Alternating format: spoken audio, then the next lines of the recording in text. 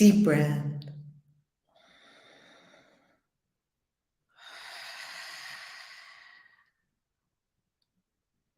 Deep breath, remembering who you are.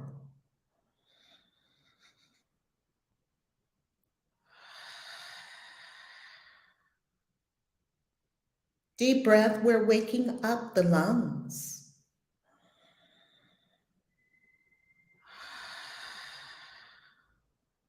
Deep breath in, release with an ah.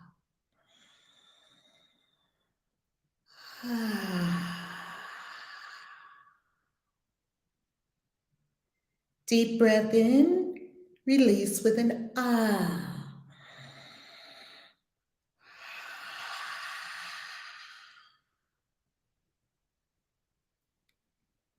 Deep breath in, release with an ah.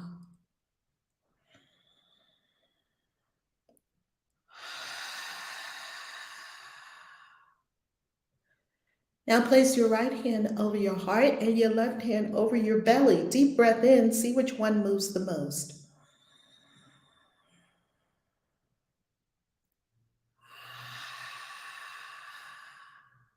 If your right hand over your heart moved the most, this is an awareness exercise. That is high chest breathing, also known as panting. If your belly left hand moved the most, belly rise and fall, belly up and down, belly in and out, you are deep breathing. Breathe down into the belly, all the way down into the diaphragm. When you feel your lungs are full of air, sip in a little bit more before releasing the breath. Deep breath in.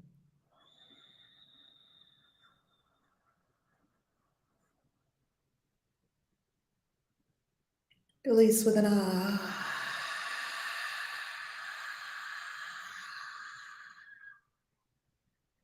You're a balloon inflating. Deep breath in.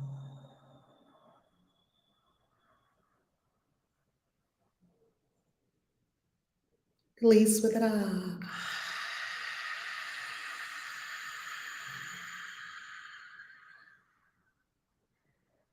Deep breath in.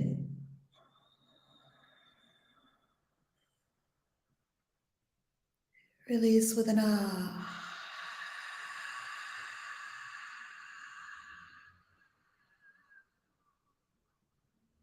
Moving the energy, waking up the body, energizing, connecting with source. Deep breath in.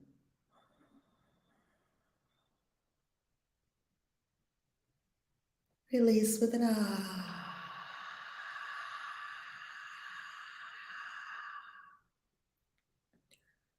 On this deep breath in, whole body breathe. Breathe through all the pores of your body. Breathe in and release with an ah. Deep breath in through all the pores of your body.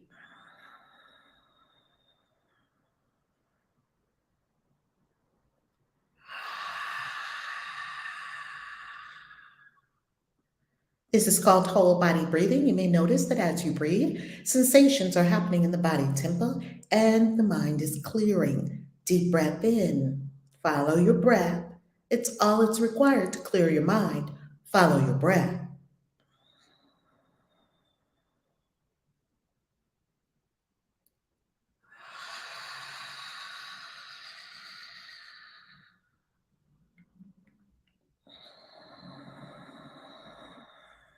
Breathing deeply and rhythmically.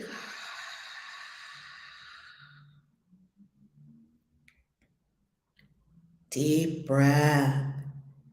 Deep breathing is cleansing the emotional system, cleansing the energetic bodies, connection, conscious connection with the source, transcending the mind, the lower egoic mind, transcending the lower egoic mind, transcendence. Deep breath in and transcend.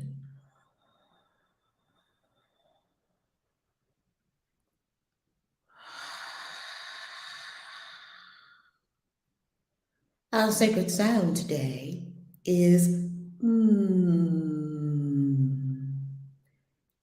sound, the sound of the Earth Mother Gaia as she turns upon her axis.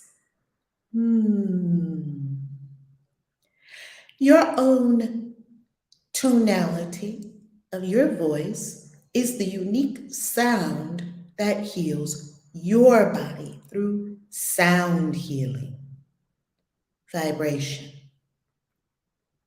You will use this sound of your own voice, a sacred sound, to clear the body temple, to release excess pounds, to correct, to align, to raise to a higher vibration, raise the body temple to a higher vibration.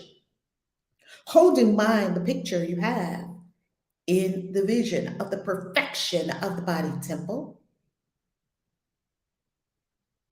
And breathe. And we begin our chant at your own pace.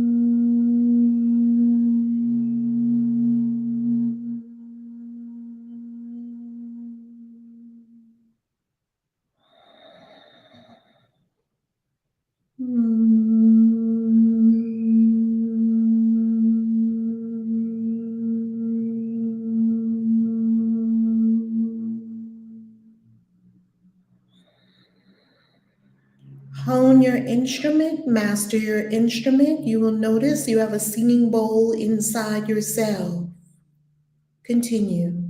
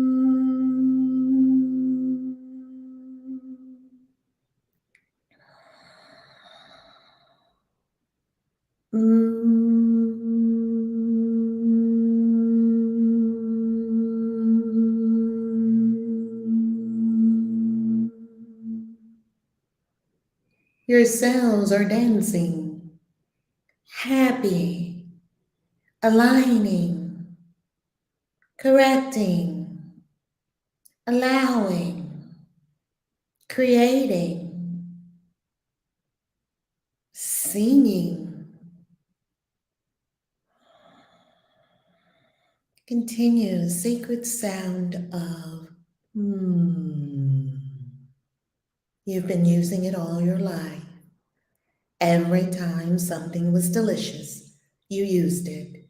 Now we employ this sacred sound masterfully, intentionally, and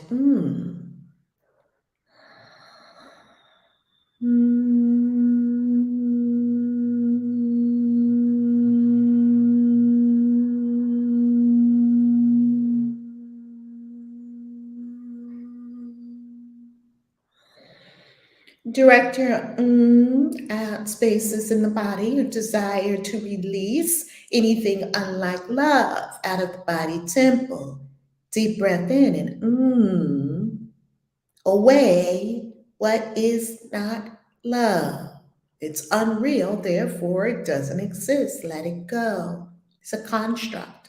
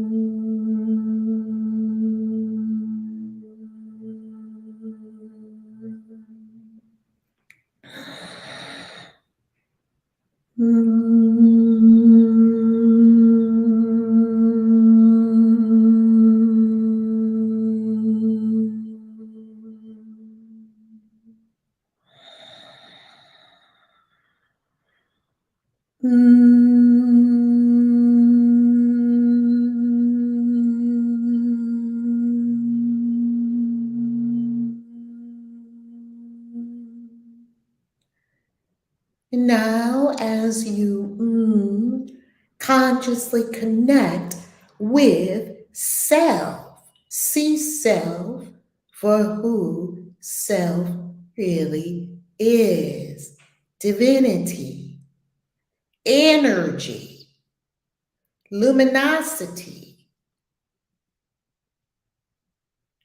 light.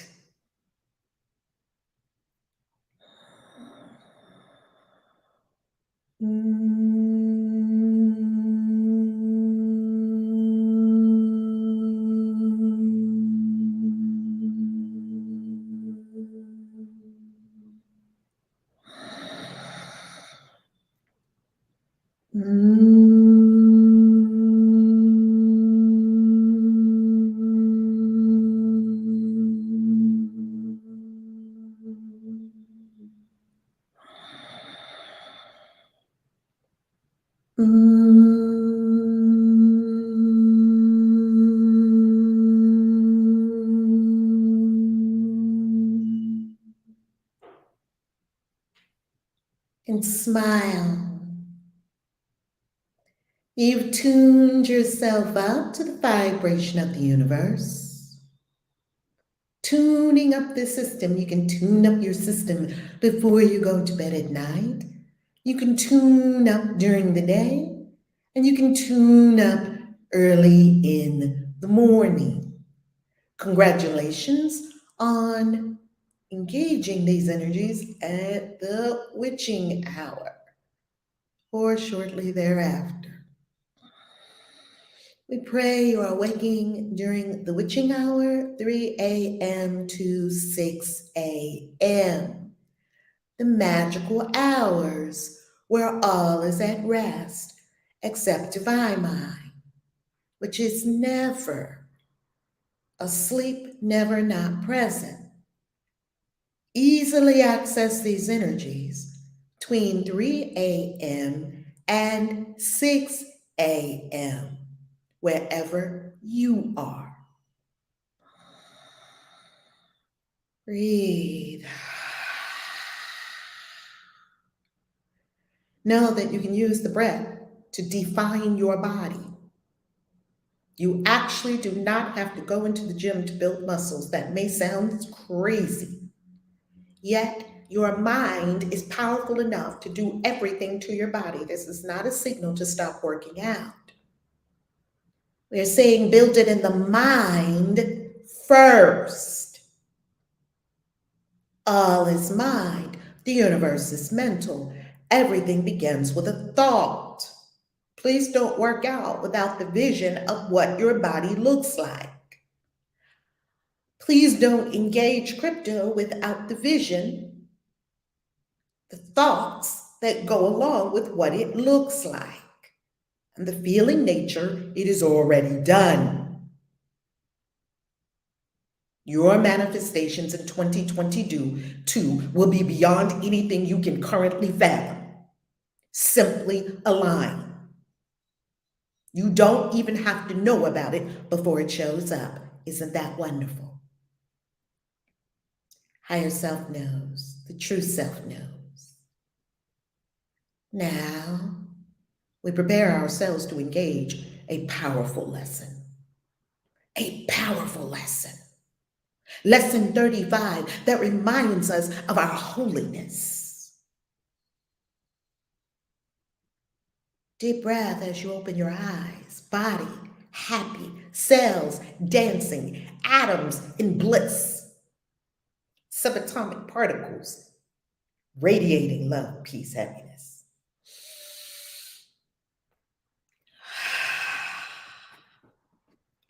Good morning, beautiful souls. Lesson 35.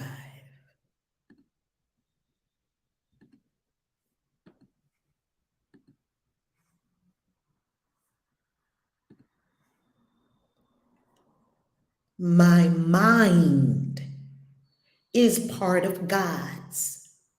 I am very holy. Say to yourself, my mind is part of God's. I am very holy. My mind is part of God's. I am very holy. No one ever told you that, did they? Did they tell you you were very holy? I think they told us the opposite. Today's idea does not describe the way you see yourself now. It does, however, describe what vision will show you. It is difficult for anyone who thinks he is in this world to believe this of himself. If we think we're in the world, it's very difficult to believe that you're holy. Yet the reason he thinks he is in the world, in this world, is because he does not believe it. The only reason that we think that we're in a third dimensional paradigm is because we do not believe that we're holy, that our mind is part of God's. You will believe that you are part of where you think you are. Wherever you are, you believe you're part of it. That is because you surround yourself with the environment you want. As we've already established, the law of cause and effect says, first I think it, then I see it. First I think it, then I see it. The thought always comes first. And you wanted to protect the image of yourself that you have made. So how do we set up our environments? Wow, pimp slap already. It's 5, 6 o'clock in the morning. Like Infinite Water says, slow motion left. Ooh. Wow. Why did we build up these environments? We built up these environments to protect the image that we made. I'm a doctor. Doctor is an image. And now you have to get all the accoutrement of a doctor. And now you have the neighborhood where a doctor lives. And you do the things that you eat where doctors live, and you hang out with eat where doctors eat, and you hang out with other people that are doctors, and your whole persona is a built-up false persona. And you go to the hospital and everybody says, doctor, so and so and so, and doctor, and you're very important and you know things. You know, like Tyrion Lannister, I drink wine and I know things. You know things. You're a doctor. And therefore, you have a persona. Now, doctor is not who you are. No one was born a doctor. There are no doctors in spirit realms. We made that up. Yeah, I had a financial advisor. And then one day I saw a vision and it had all these labels stuck on me: mother, financial advisor, wife, daughter, aunt, sister, friend, teacher. I was covered in labels. I said, oh my goodness, how did I get to look like this, angels? They said, you did that. I said, I put all these stickers on myself. They said, yes. Why? Because you wanted to. And you were following what they told you. You were following the script. Well, how do I get them off? They said, just peel them off. Well, I just peeled them off. You're none of those things. You are infinite source, absolute energy. So what do? First, we make up a persona. And then we set about creating an environment that protects the persona I made up. You made it up. The image is part of this environment. So you and the environment are sort of melding. So the doctor is melding in the hospital, the financial advisor is melding with the stock market, and we're so deep in it. We're very deep into this not truth of who we really are. Oh, I'm a singer. Oh, I'm a dancer. I'm a fashion designer. No, that's what you do. That's not who you are. What you see while you believe you are in it is seen through the eyes of the image. So we construct this whole persona. We create an environment to protect the persona. And I would even offer that we go fetch things and put it in the environment to remind us that we created the persona. So as a financial advisor, I'm going to bring my computer home and I bring out all my papers, even though I could be having a wonderful dinner with my children, my boo, whomever. I bring all my papers home because I haven't finished yet. And I have them sprawled all over the table. Doing my homework. This was me. All these papers. Why? To solidify. I don't have to do any of that. To solidify and protect the image I have made. Now, the beginning lessons in the course, remember this is a 365-day curriculum. We are on day 35.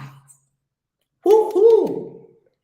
Remember, the beginning lessons in the course helped us to understand our image making. By now, if you've done the lessons, and if you haven't done the lessons, all good, beautiful. If you're brand new here right now, welcome. Be here now. It's beautiful. When you begin to look at those earlier lessons, and you look at 1 through 34, we have understood that we have made up many things. We've invented them within the huge recesses of our minds that are not limited to the brain. And now what the course is saying is, now that we're no longer babies and we're able to eat steak, we're able to see not only did you make up the environment, you did it for a reason, to protect the image that I've made. I made an image of myself and I worship it like a god, which means it's idolatry. And I believe I'm actually part of this. And if I believe that, I will not see myself as holy.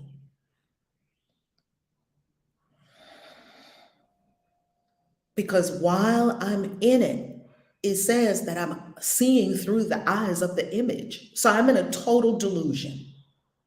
I won't know it. This is not vision. This is not vision. This is not vision. This is not seeing clearly. As we asked to do the other day, you asked, above all else, I want to see clearly. Images cannot see.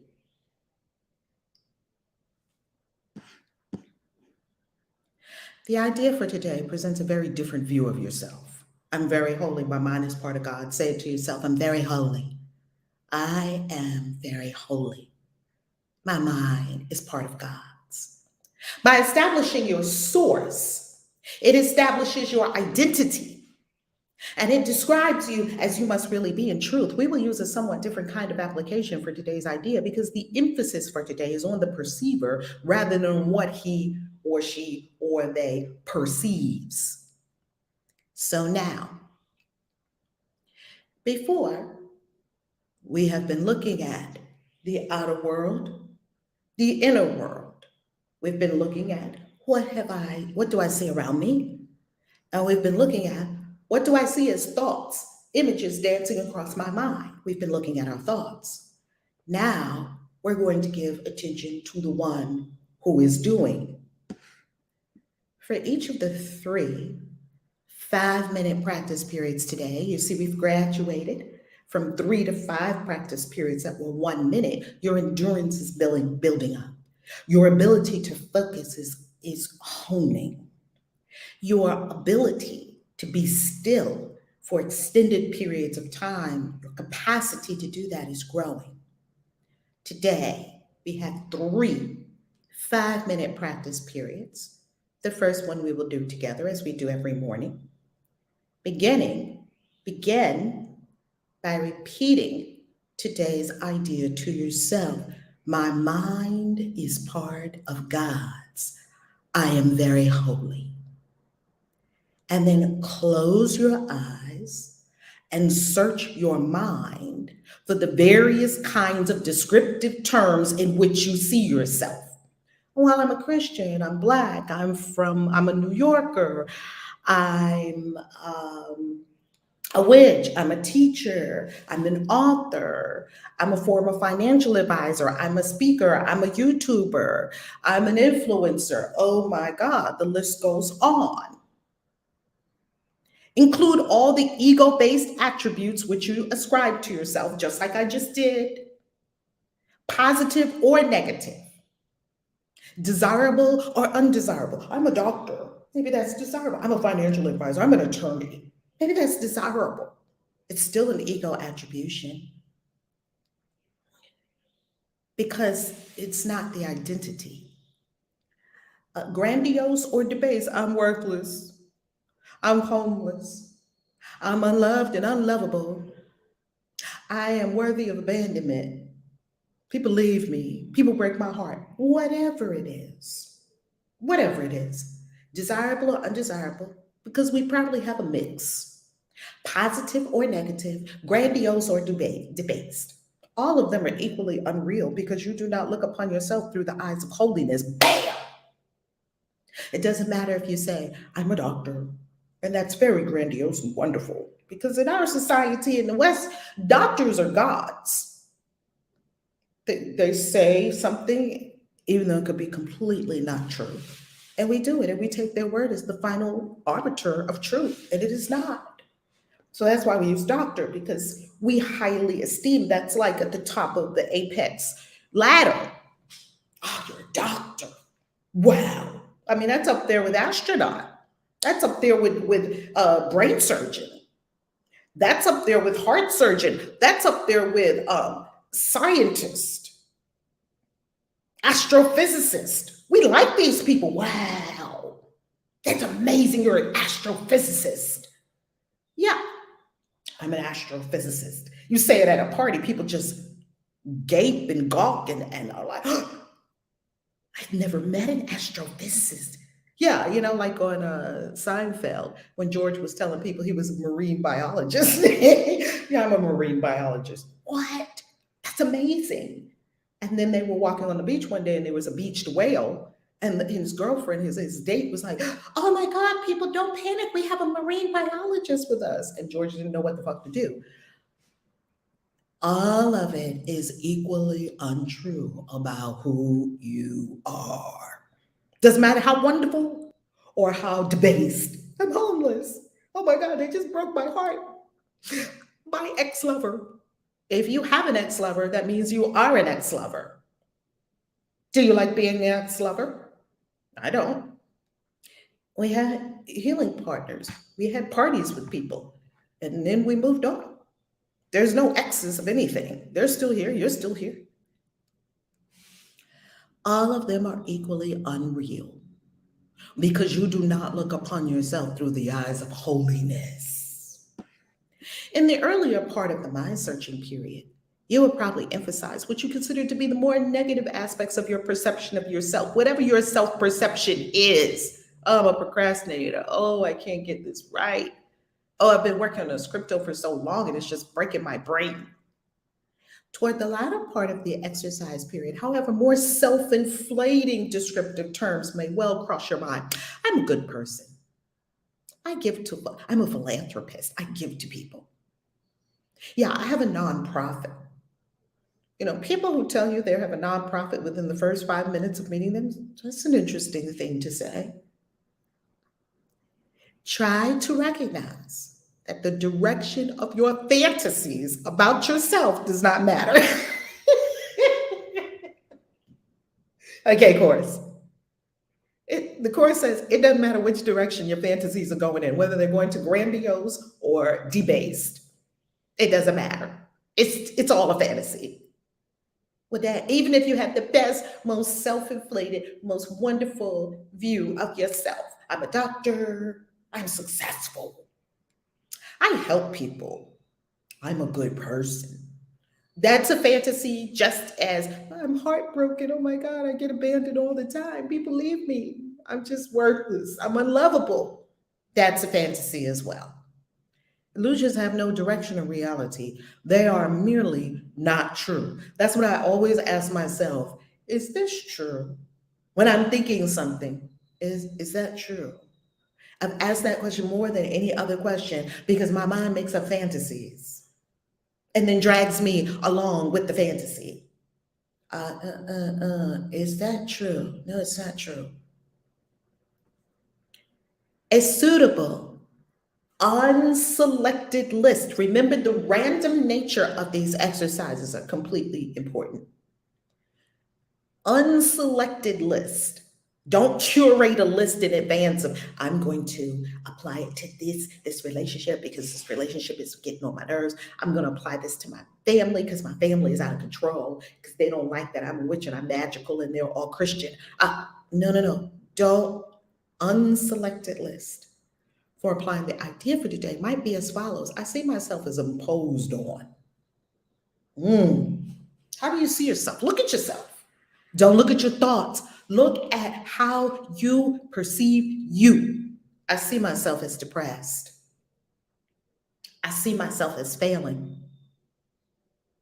I see myself as endangered. Got to put a whole bunch of locks on my door because somebody's going to come and get me.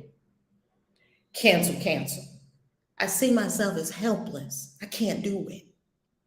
I see myself as victorious. I'm winning. I see myself as losing out. How come they all know about crypto and I don't know about it? I see myself as charitable. I'm a good person. I give to charity. I see myself as virtuous. I'm better than y'all. I'm a very virtuous being. I have very good character and I do right all the time. I'm very right. You should not think of these terms in an abstract way. See, we have to make them real because the fantasy to us is very real. They'll occur to you as various situations, personalities, and events in which you figure crush your mind. Pick up any specific situation that occurs to you, pardon me, identify the descriptive term or terms you feel are applicable to your reactions to that situation, and use them in applying today's idea. After you have named each one, add, but my mind is part of God's. I am very holy. So what are the instructions? It says that certain situations, personalities, people, events, they're going to crush your mind. You were molested when you were 3 or 4 years old. I remember one of my clients told me that she first encountered an adult male penis when she was 3, and she remembered. Now, no 3-year-old should be encountering an adult male penis for any reason, yet, unless you just live in a society where nudity is the thing, then I'm talking about in a sexual way. These events, past events may cross your mind.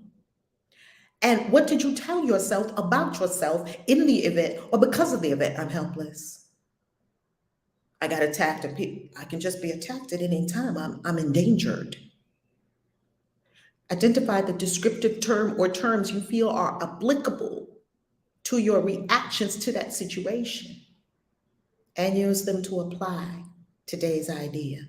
Name them. You must name them. You must out these fantasies. They're fantasies. It's not a fantasy that the thing happened. Maybe you were 3, you encountered this adult male penis. I don't know why we say male penis. I'm saying it the way the client said it, and because that's how she said it, okay? So if you encountered it, you may have made up something about yourself, how you perceive yourself based on the event. The event happened. We're not saying the event didn't happen. We're not in that's another delusion or fantasy. It happened. We're not talking about the event. There's a whole protocol to clear and cleanse and reset the body temple. It happened to the body, it didn't happen to your spirit. Reset the body temple to perfection. The key is, what did you tell yourself about yourself after it happened, as a result of it happening, because of it happening? And this is with everything. You graduated summa cum laude. I'm smart. You can see people's self-perceptions play out. And I'm smart is as equally a fantasy as I'm unlovable because somebody just left me. I must be unlovable. Do you see that we weave a story, family? Beloved, we weave a story about ourselves based on events, personalities, and situations, and then we're all so deep in the story. And now you start to see cracks in the story because that's not you. You're not endangered. You're very holy. You're not unlovable. You are love itself. You're not worthless. You're divinity. We weaved a story not only about them, we did weave a story about them too. Can you see that the extremely destructive aspect of it is that we weaved a story about ourselves based on events? I graduated summa cum laude. I'm super smart. I'm better than those slackers that were partying and drinking out of red cups while I was studying. Because I'm good. I'm better than them.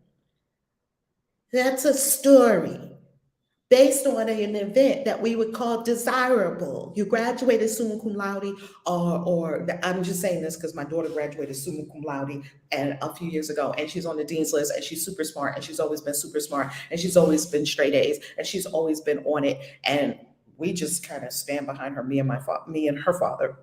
We just kind of stand behind her and give her whatever she wants. She's like, Mom and Dad, be at school at this time. Mom and Dad, I'm getting another award. Come here. Okay. We just follow her. She's got it all mapped out. It's like, wow, where did you come from? So I can tell that the star system she came from, and she's an Aries, and she came 4 weeks early so she wouldn't be a Taurus, because she was like, no, I had to be an Aries. I was like, I know. You went in the womb like, no, I got to get things started. Okay, I'm coming now. Total Aries. So anyway, do you see that she has a self-perception? We all do. And it is easy to see our self-perceptions if we look.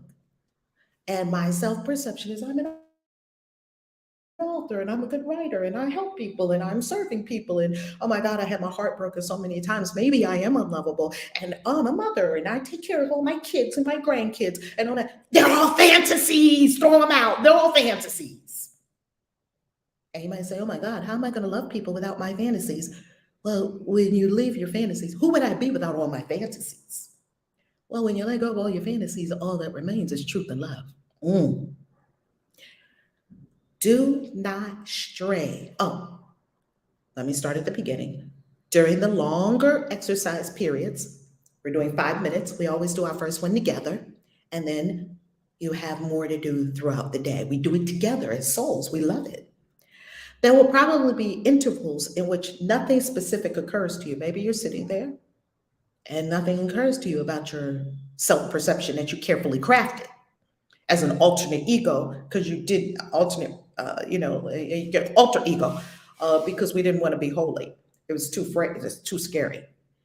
Do not strain to think up specific things to fill the interval, but merely relax and repeat today's idea slowly until something occurs to you. Although nothing that does occur should be omitted from the exercises. Well, I'm a minister, so oh yeah, no, I can't say that. That can't be a fantasy because God called me to be a minister and I'm ordained and yeah, I help people. So I can't omit that. No, that's a fantasy too. It's something if you take it as our identity, it's a fantasy. Ouch, the course is going to make you grow all the way up. It makes us all grow all the way up and strip away your little, lovely little blanket, my little security blanket. No, but can I just hold on to this belief about myself? That's going to just come away. Why? Because I want it to come away. Although nothing that does occur should be omitted from the exercises, nothing should be dug out with effort. Don't go digging around. Neither force nor discrimination should be used. Just let it occur. Allow. Just watch your mind. You'll see what you perceive about yourself. You know what you perceive about yourself. You created it. As often as possible during the day, pick up a specific attribute or attributes you are ascribing to yourself at the time. Oh, I just gave some money to a homeless person. I perceive myself as a good person. I perceive myself as generous. Okay. And apply that idea for today to them. My mind is very holy. My mind is part of God's. I'm very holy. Adding the idea in the form stated above to each of them. If nothing particular occurs to you, merely repeat the idea to yourself with eyes closed. My mind, I see myself as blank. I see myself as blank. I see myself as blank. But my mind is part of God's. I am very holy. We're going to set our chimes to do our exercise. Remember, family, this is about doing the work. This is not about showing up and watching a video. This is about you doing the work, you addressing you. That's what this is about. So if you thought this was about watching YouTube videos or watching Facebook or hang out on Clubhouse with a lot of friends, it's that too. It's that too. Hang out with a bunch of friends, no problem. What you receive is based on what you put in, period. It can't be any different. You want to totally revamp your life in 2022, you can do it. 2022 and beyond, in case you're watching this video in 2035. Because right now somebody is watching a video that I made 10 years ago. The spirit made through me 10 years ago. There goes my self-perception. Oh, I think I'm a YouTuber. That's a fantasy. Because my mind, look, I'm doing exercise right now, but my mind is part of God's. I'm very holy. I just had to remind myself of the truth. And if you desire, pardon me, my gestures knocked the phone over, pardon me. And if you desire, you can tap at the same time. That really taps it in. My mind is part of God's. I am very holy. Let's set our chimes for 5 minutes.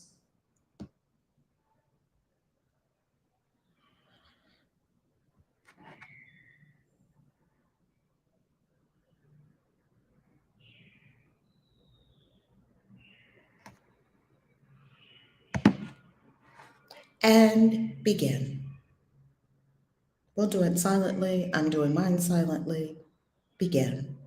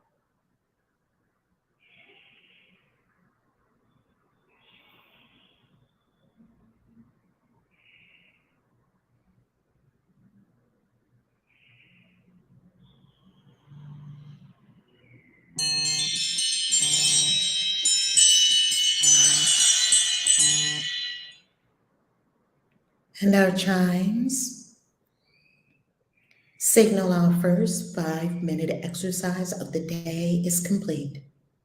And together we affirm, my mind is part of God's. I am very holy.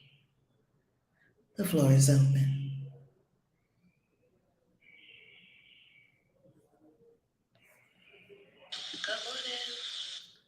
Good morning. How you loving? Oh my goodness, I'm loving great. Good morning, everyone.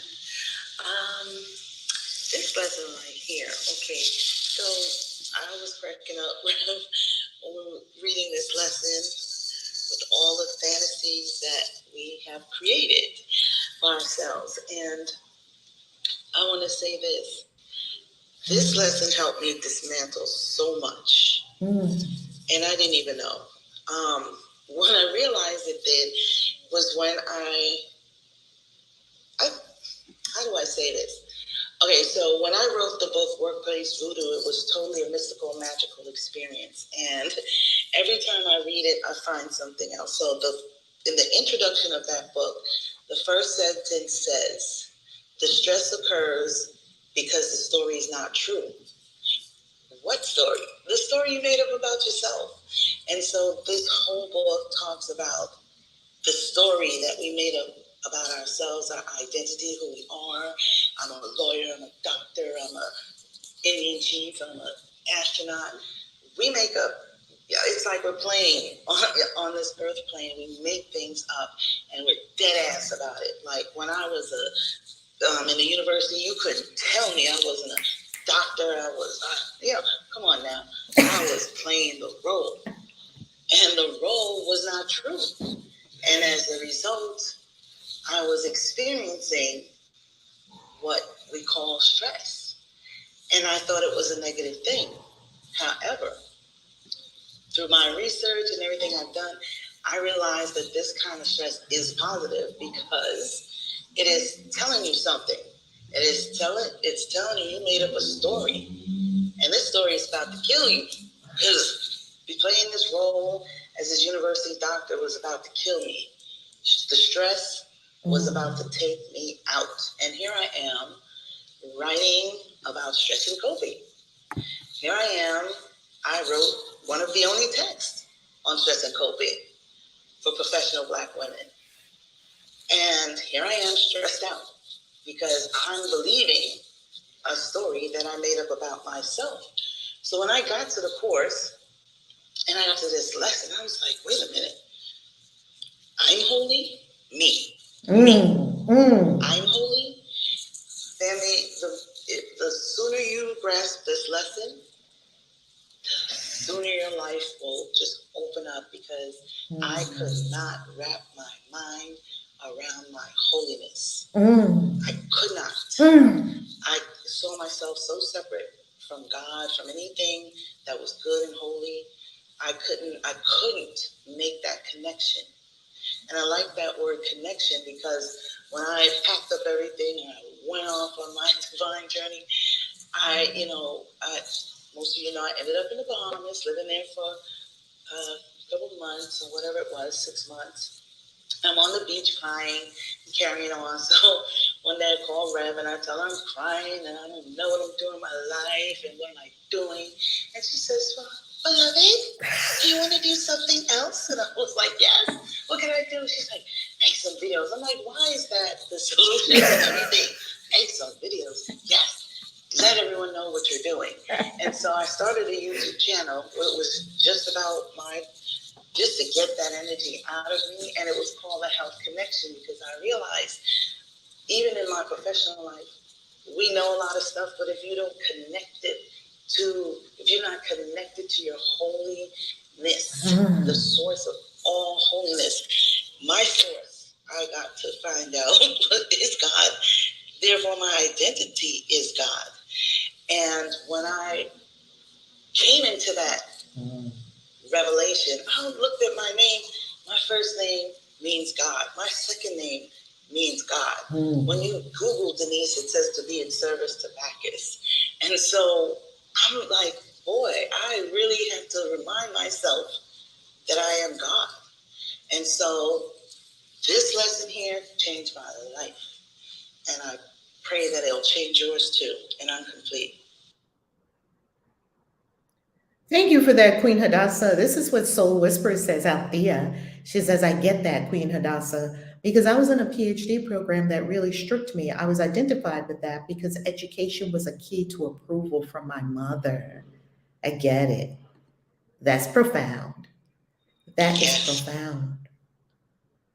We're getting something from these false identities we've made up, even though it's a fantasy. It's a complete fantasy. Yet we're getting a lot of payoff. We're getting a lot of mileage out of that, aren't we? We're getting mileage out of it. We get adoration. We get quote unquote love. We get approval. We get, oh, people think we're important. Oh, we feel successful and accomplished. All that, and beneath it, when you lay in your bed at night, when no one's looking and no one can peer deep inside your soul, you're not at peace. Wow. Oh, yeah, I was not at peace. I had all the accoutrements, everything you could think of. Power suits, pearls, pumps, the Mercedes, the Rolex, the Gucci, the Louis, all the outside things. And I'm feeling like, wow, I feel there's a disconnect here. I get to the top of this mountain and it's like, yeah, I should have all these, and I have friends in academia that, they love it, they feed off it, they enjoy it. They're hot mess, but they enjoy it. They have these, However, I knew for me, the path that my soul was calling me to had nothing to do with any of those. I think my degrees are in a garage somewhere in a box. Mm-hmm. Not to say I don't respect what I've done. Mm-hmm. It's just that it doesn't mean anything when it comes to who I really am. So it's nice for this world. They love it. And a matter of fact, this lady got me to, I don't know, strong-arm me to get on her board. I don't know. I was weak. And I'm like, I told her, I sent her my CV. Oh, Dr. B, I just love it. All this stuff. I said, man, everything you're enthralled with on that piece of paper gave me high blood pressure and thyroid disease. I am not interested in espousing, I even told my students, look, call me Denise. And they're like, no, we can't call you that, Dr. B. So I became Dr. B. And I have a Facebook group that's just for my students. It's called Forever Dr. B, because they will never call me Denise. They will never see me as anything other than Dr. Backus or Dr. B. And they feel that that's respectful. I'm like, okay, but I am a child of God. I am me. I can be anything at any time. That's what being a spiritual being is. So I'm not trapped in some persona of a doctor, a mother, a sister, whatever. I'm not trapped by any of those labels. And it's so free. And I'm complete. Yay. Yay. And now you get to bring all of that deliciousness to the mystery school because Dr. Queen Hadassah is. There you go. I'm learning. I'm correcting myself. My new avatar. That's it. You now are Dean of the Mystery School. So look how delicious that is.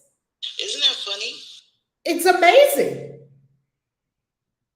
I always knew, and I don't want to monopolize, but I always knew from when I was a child that I was going to be a scientist. I always knew. Someone would say, what do you want to be when you grow up? I want to be a scientist. And then when we went to Peru and I was in ayahuasca ceremony and I saw myself, in this learned place being questioned by other learned people, I'm like, this feels so familiar. And there's a commonality about who you think you are. So I thought I was this in 10,000 lifetimes ago. And so this is a archetype that has brought me accolades, but it's also brought me pain, and it's also brought me to a place to know who I am, really and truly. So, like you said, there's nothing wrong with it's just, look at what we're doing. It's fantasy. And this course helps, and this particular lesson helps you to see that. Yes, I'm complete. I wonder who we're going to be tonight after the third exercise.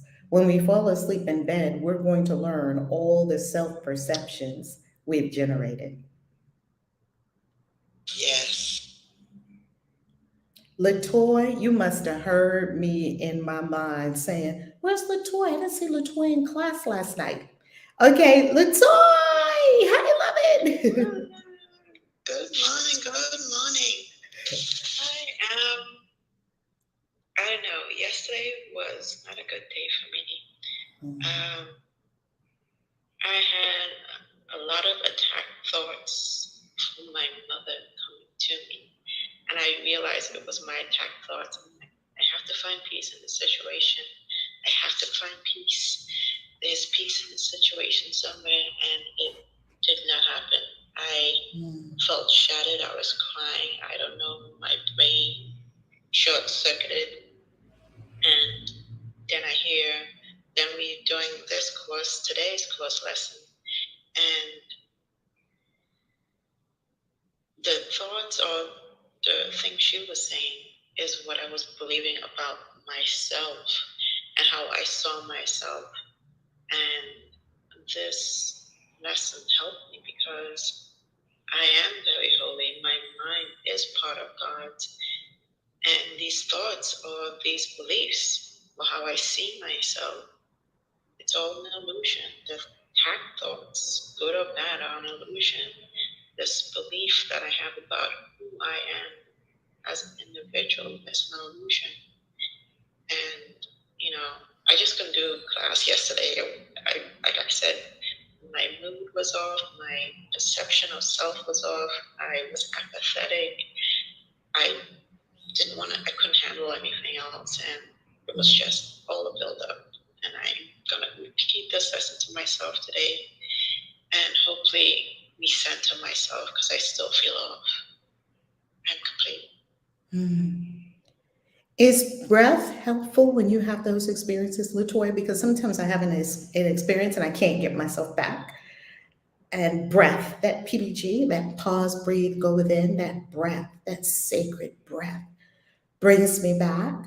Does anything bring you back? Have you found the tool yet that can bring you back and flip you on a dime into knowing bliss and a pure being?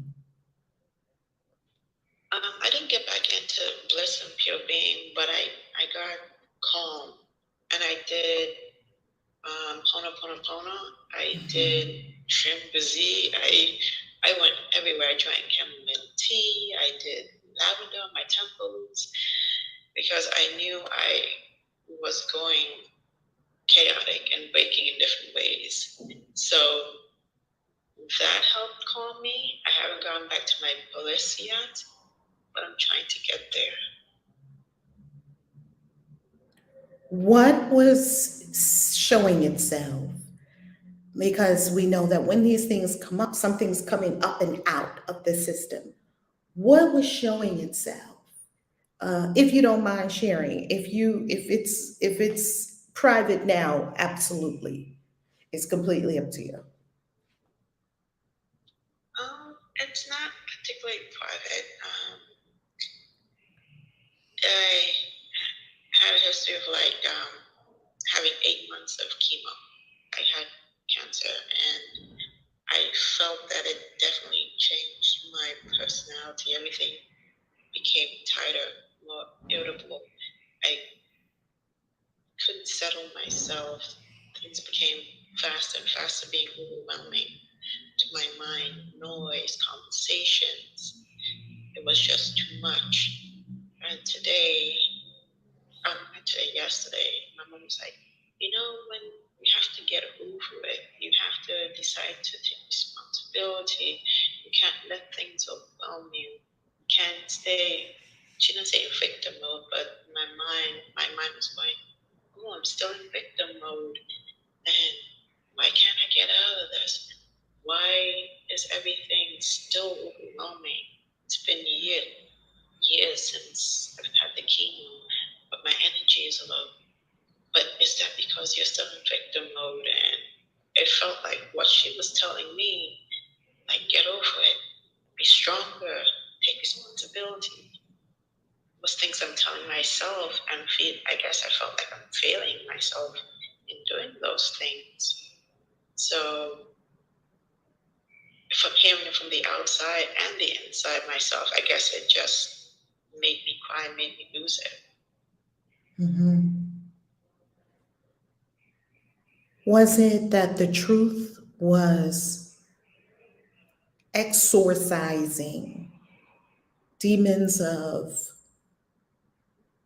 that we have in our consciousness? The truth was setting them on the run? Was it that the truth was doing something? I hope so. I feel, I guess, more cleansed from the cry, from the emotional upheaval of it. So I'm hoping I can now get to the bliss aspect. I don't know. I'm still on the I don't know aspect because I haven't gone back to my bliss. I've gotten calm, but not bliss. What do you know about yourself? Not what we perceive. What do you know? I know I'm divine. I know that I'm strong. I don't know if that's what I'm telling myself, but I know I'm persistent. I know that I love being alive. I know that every day is an opportunity for change. So I know that, I'm a powerful being, but at the same time, I guess yesterday I didn't feel powerful. I felt weak and confused and angry and frustrated and irritable. I guess everything just came to a head yesterday. Mm-hmm. But I do know I'm divine. It's just that I don't feel the bliss. I feel calm. I feel all detached. But I don't feel like I've lost myself, which is a good thing. Mm-hmm. Wow, LaToy. Wow. You said a lot. You said a lot. Congratulations. You're appreciated for sharing openly with all of us. You're very deeply loved and appreciated by this whole universe. And it looks like spirit was clearing out victim, weakness, I can't do it. Do you get that sense that things were being vacated out of the system? Because the angels gave me a vision one time because I didn't really understand how it was going. And they gave me a vision to help me understand. Before I say the vision, is it possible that that could have been going on, LaToy? Get my journal. I think so. I mean, I guess you can say it's the old thought process being slapped with a new one, because in the situation I was going to be, I am like, okay, my attack thoughts are hitting me. They're hitting me from the front and the back. I've got to find peace in the situation. I choose to find peace in the situation. And then realizing I'm spiraling. So it helped me to realize faster that I am not at my center, and to then do specific skills to, if not bring me to bliss, bring me to calm. So I definitely learned something about myself, and realizing I don't have to stay in a mindset of anger or disappointment in myself, but I can get out of it and not allow that thought to persist the entire day.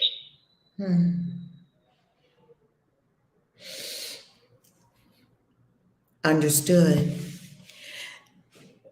I had a vision, and this is how the angel showed it to me. They showed the inside of a person's chest. And inside this person's chest, there are beds, 12 beds. So just look in your chest and see 12 beds. Three, 4 rows of three, or 3 rows of four, however it works for you. Just see 12 beds lined up. Now, in each of these beds, this is not in the heart, this is in the chest. Remember, your heart goes far beyond your chest. They're just showing me centralized in your being, sort of in this central space. Now, in each bed was a demon sleeping. There was a demon of jealousy, envy. There was a demon of rage, anger, fury, right? There was a demon of unworthiness. There was a demon of lack, limitation. There was a demon of unlovability. There was a demon of guilt, just guilty, guilty, guilty, guilty. Is demon of shame, shame, shame, shame, shame, shame, right? There were all these, there were 12. In my case, I saw 12. And as these 12 demons were sleeping, they were sleeping. I noticed that it was only me. I was being with myself. I wasn't around other people at all. When I came into proximity with people, the energy between the two people, call it love, woke up one or more of the demons. Give you an example. You go on a date. Here you are with this amazing man. You look fabulous. He looks fabulous. You go on this dinner date. Oh, it's lovely. The restaurant's lovely. Everything's beautiful. It's so Instagrammable. Oh, it's fabulous.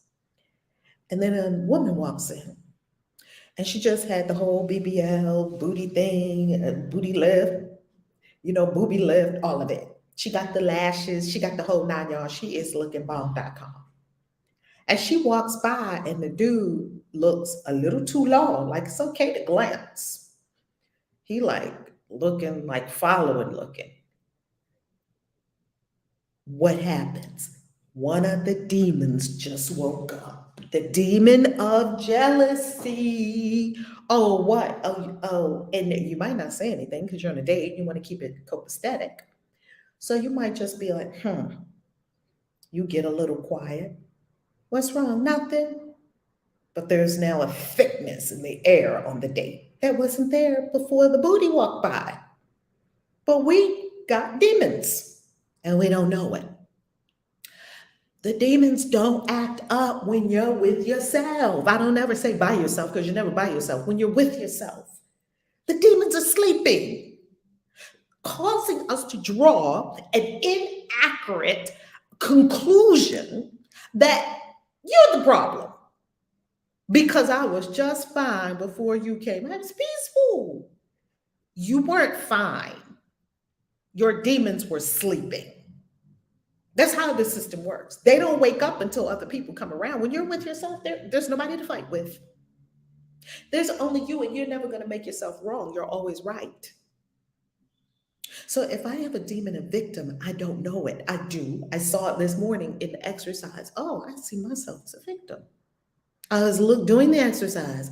I literally saw that I have a self-perception of an aspect of myself with regard to this situation. I see myself as a victim. That's not a bad thing to see yourself as a victim. It's liberating because, I'm seeing myself as a victim. I can change it. You can't change it if you don't acknowledge and see that some part of your mind thinks you're a victim. Not your whole mind. You wouldn't be here if your whole mind thought that. We're going and becoming aware of the aspects of our minds that still believes that and could jump up at any time. Those demons, they wake up like that. So here you are in close proximity now on a date, and your demon of jealousy, rage just woke up. I had a demon of insecurity. I didn't know it. And I'm going to tell you who got me.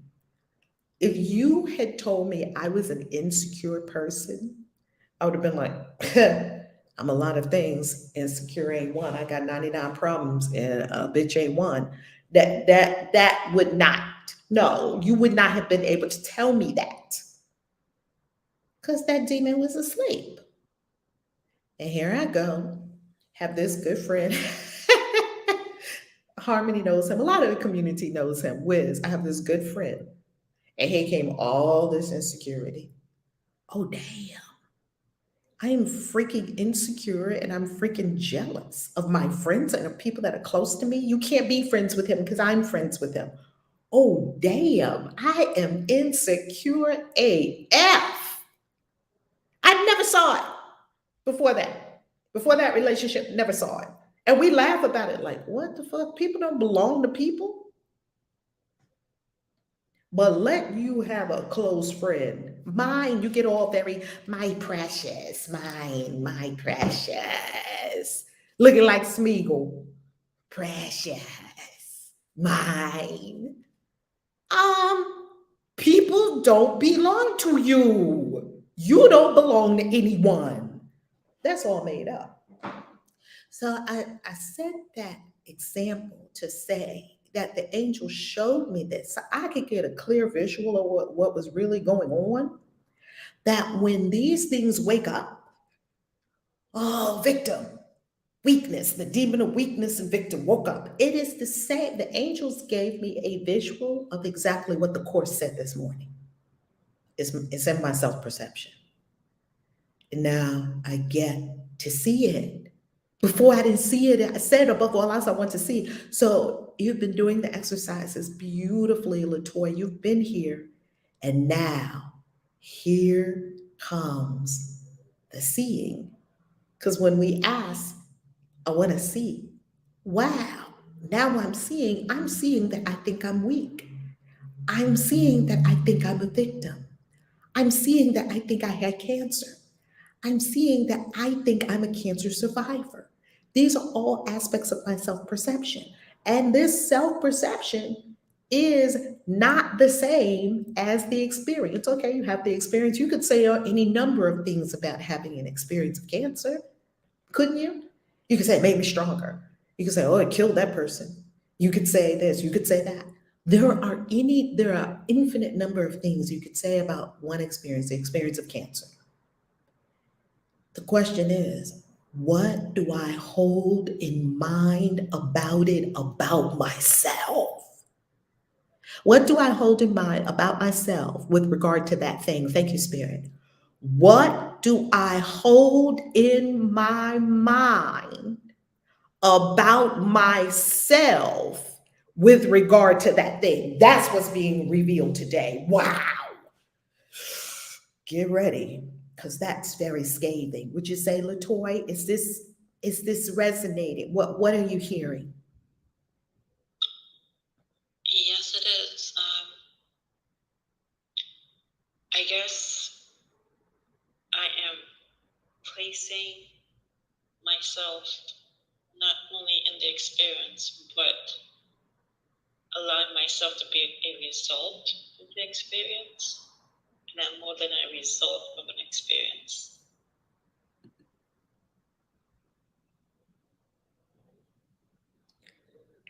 Does that mean what did you see yourself as a cancer survivor? I'm curious. I saw myself more as not a cancer survivor, but more of I am strong because of it, and I was stubborn. I wasn't gonna. They said I had like a month, so I was stubborn. Wait a minute, they said you had a month to live. Yep. And why do we believe these people when they're always constantly wrong? Why do we still ascribe so much power to them?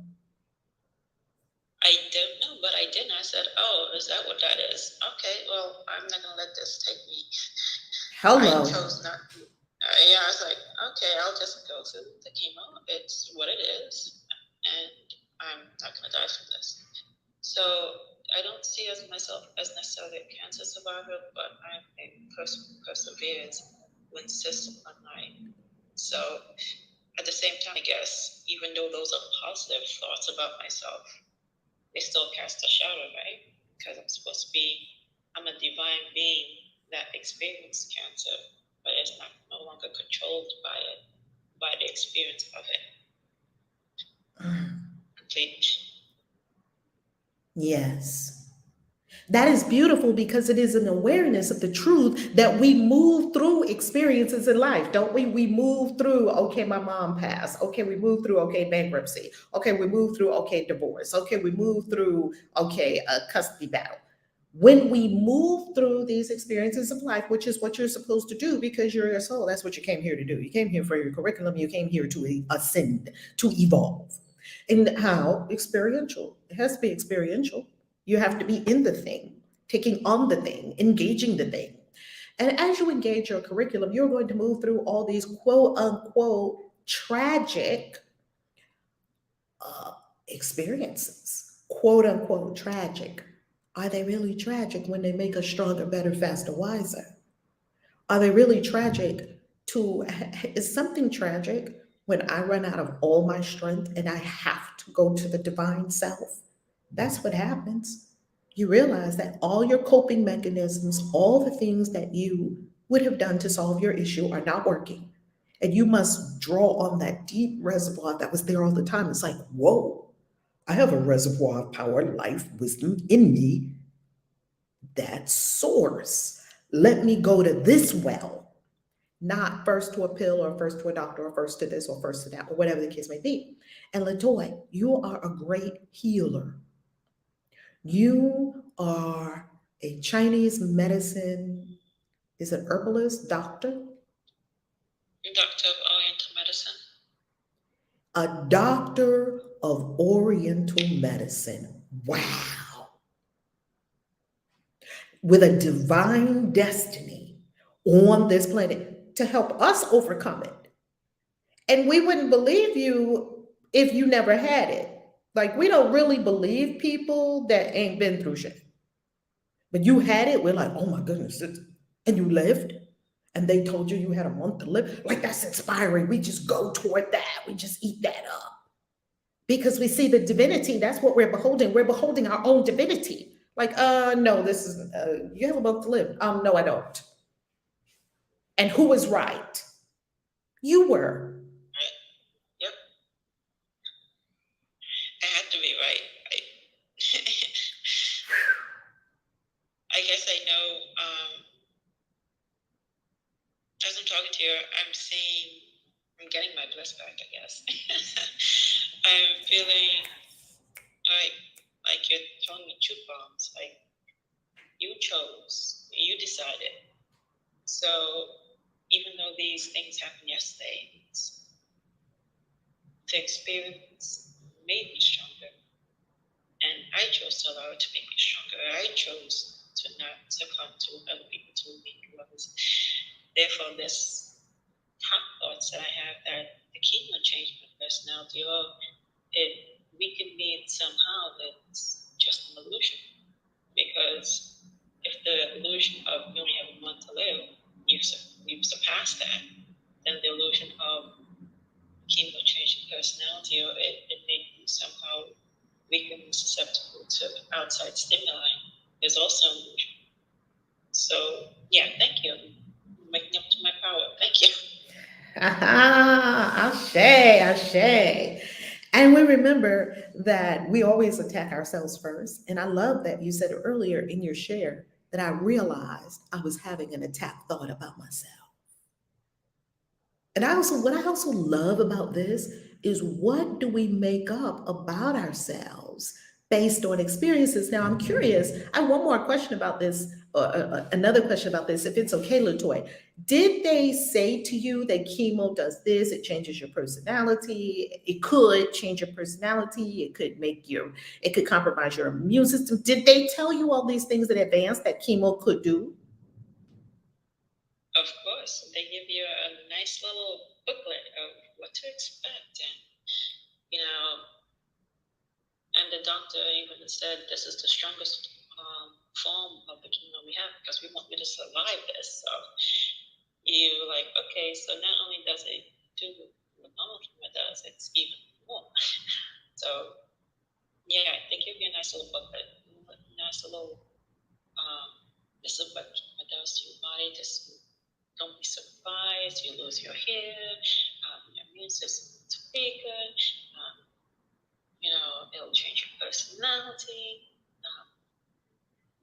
Yeah, there was a list.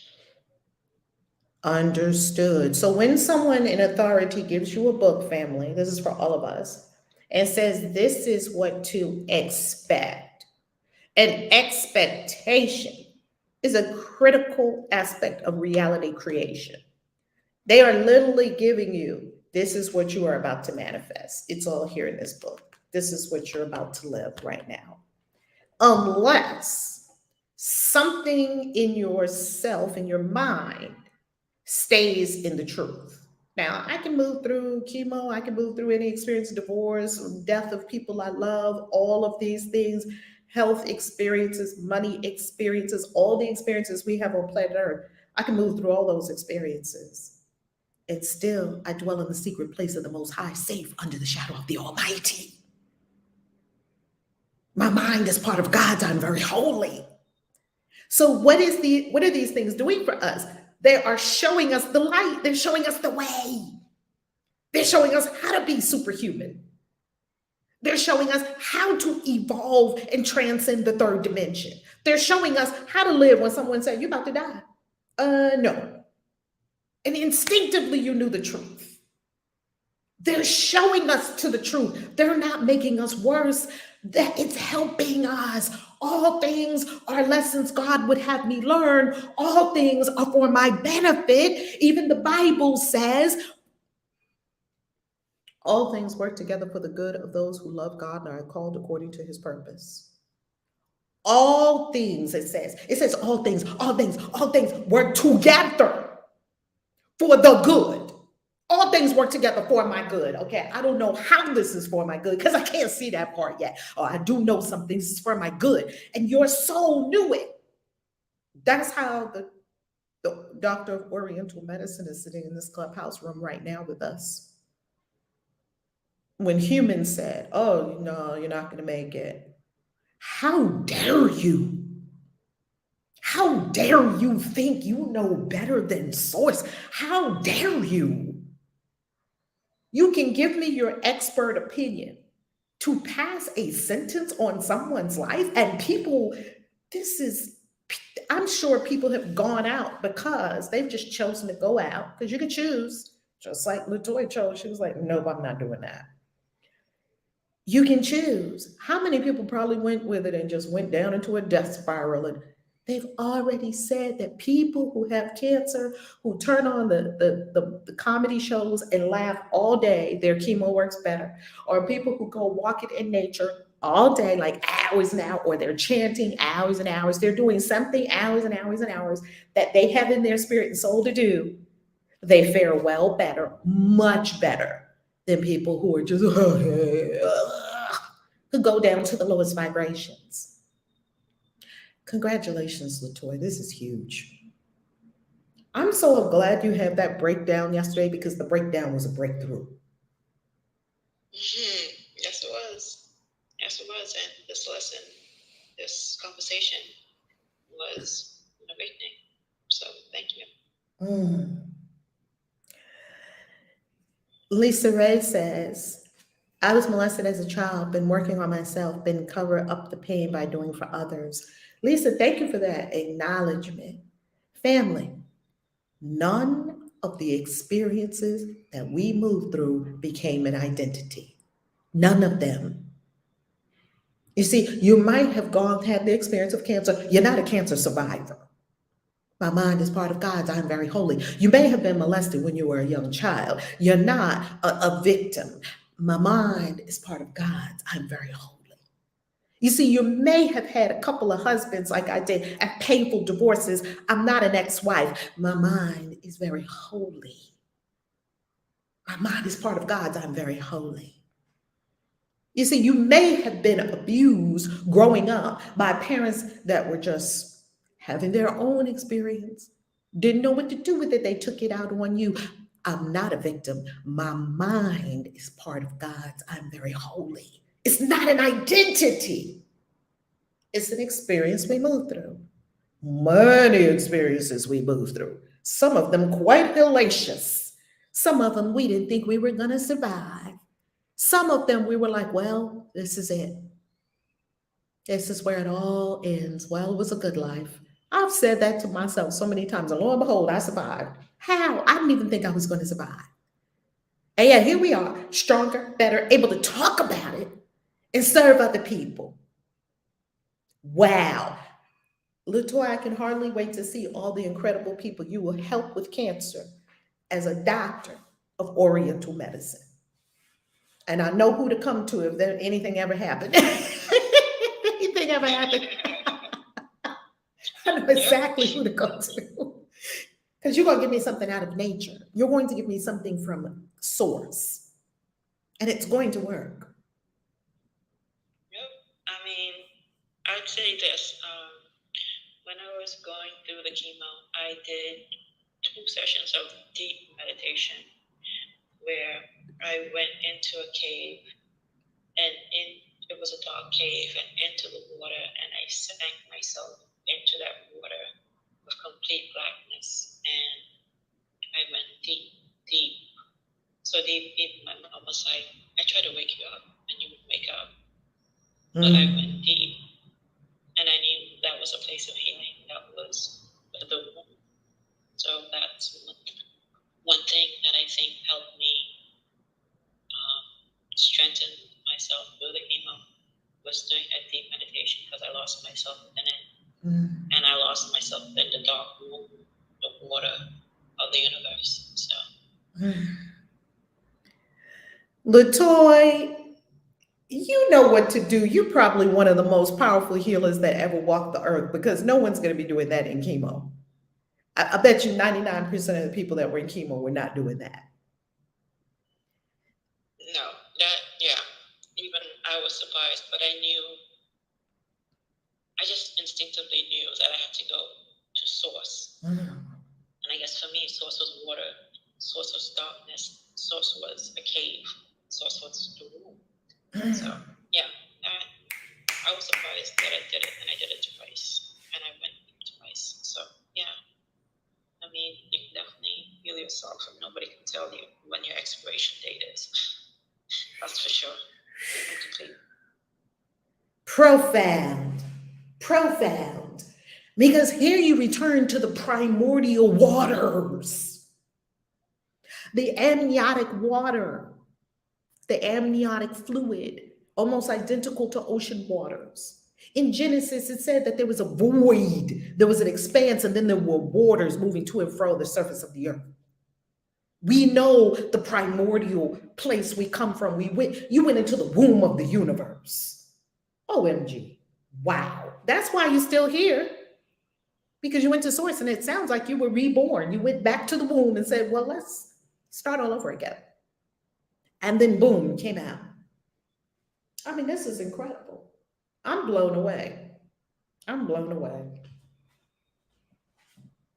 If everyone here is not hearing that you cannot let anyone pronounce anything over you, ye are gods. If you don't believe you're gods, there it is right there. There's the evidence.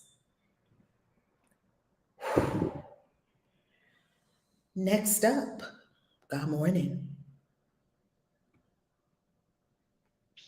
Good morning, Great Rising.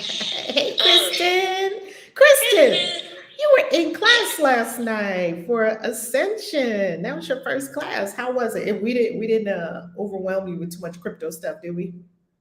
Oh no, not Ascension. I was in initiation with the Christian witches. Look, I had initiation and Ascension back to back. I knew I saw you on the screen. I was so happy to see you on the Zoom. You were in initiation with us on Wednesday night. Yes. How was it? I'm gonna be honest with myself. I mean, I said it there too. It's just a little frightening. Like my ego wants to like tuck tail and run. It's like, no, I'm not ready for this. But it's like, okay, I know I'm being brought here for a reason, so I'm going to commit and follow through. So overall, it was good though. Talking about the first lesson of Know Thyself, and then the witching hour. So yeah, it was good.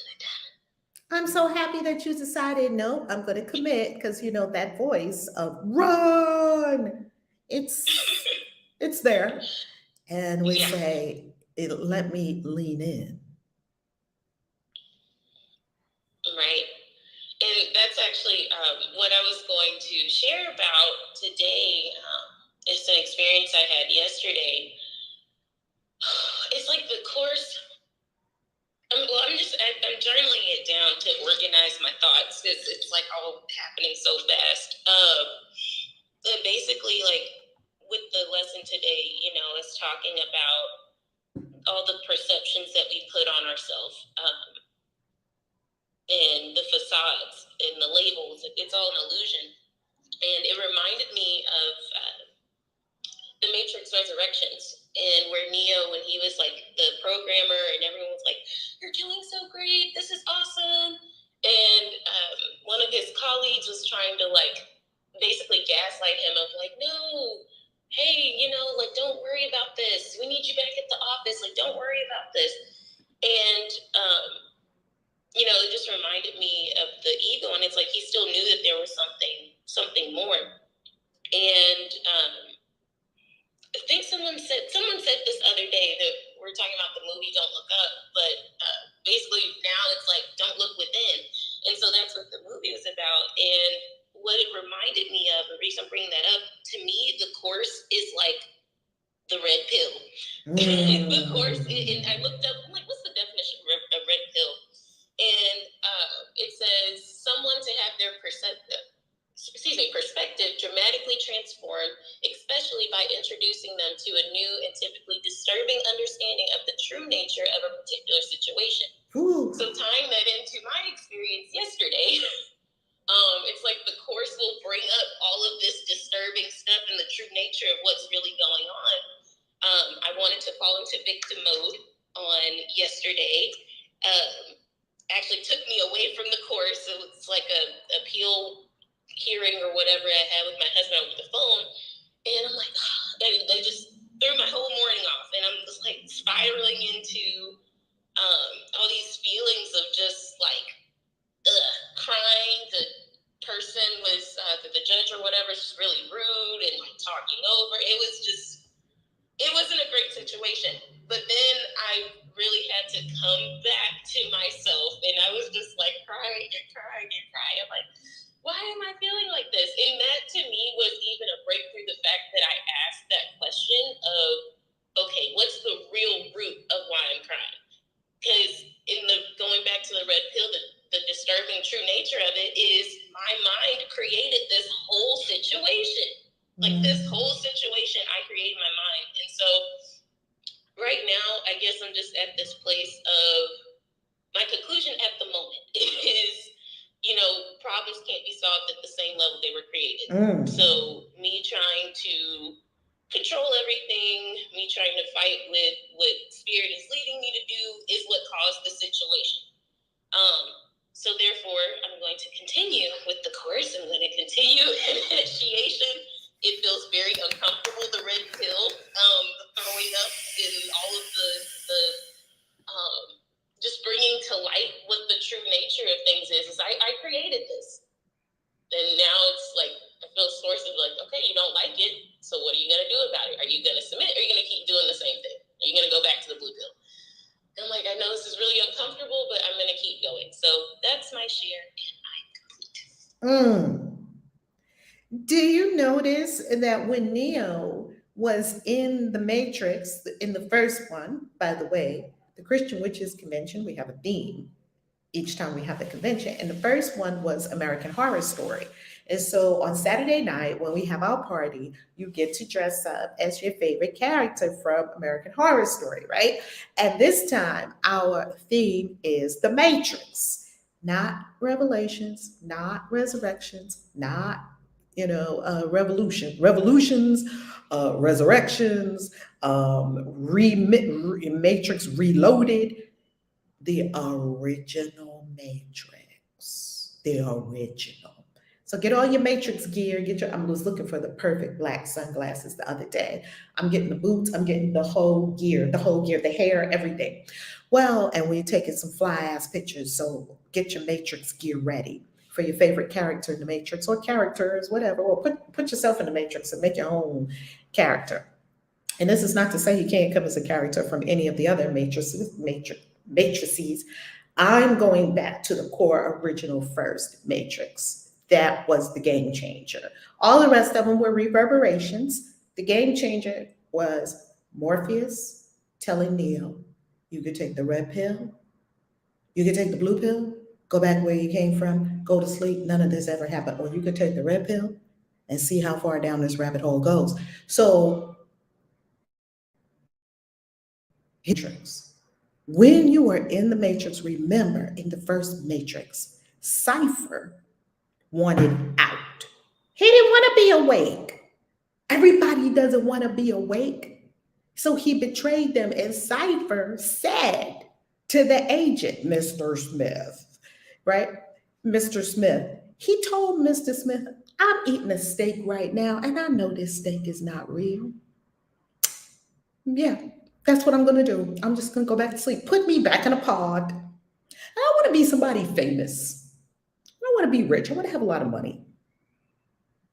And that's what he said. He didn't want to be awake.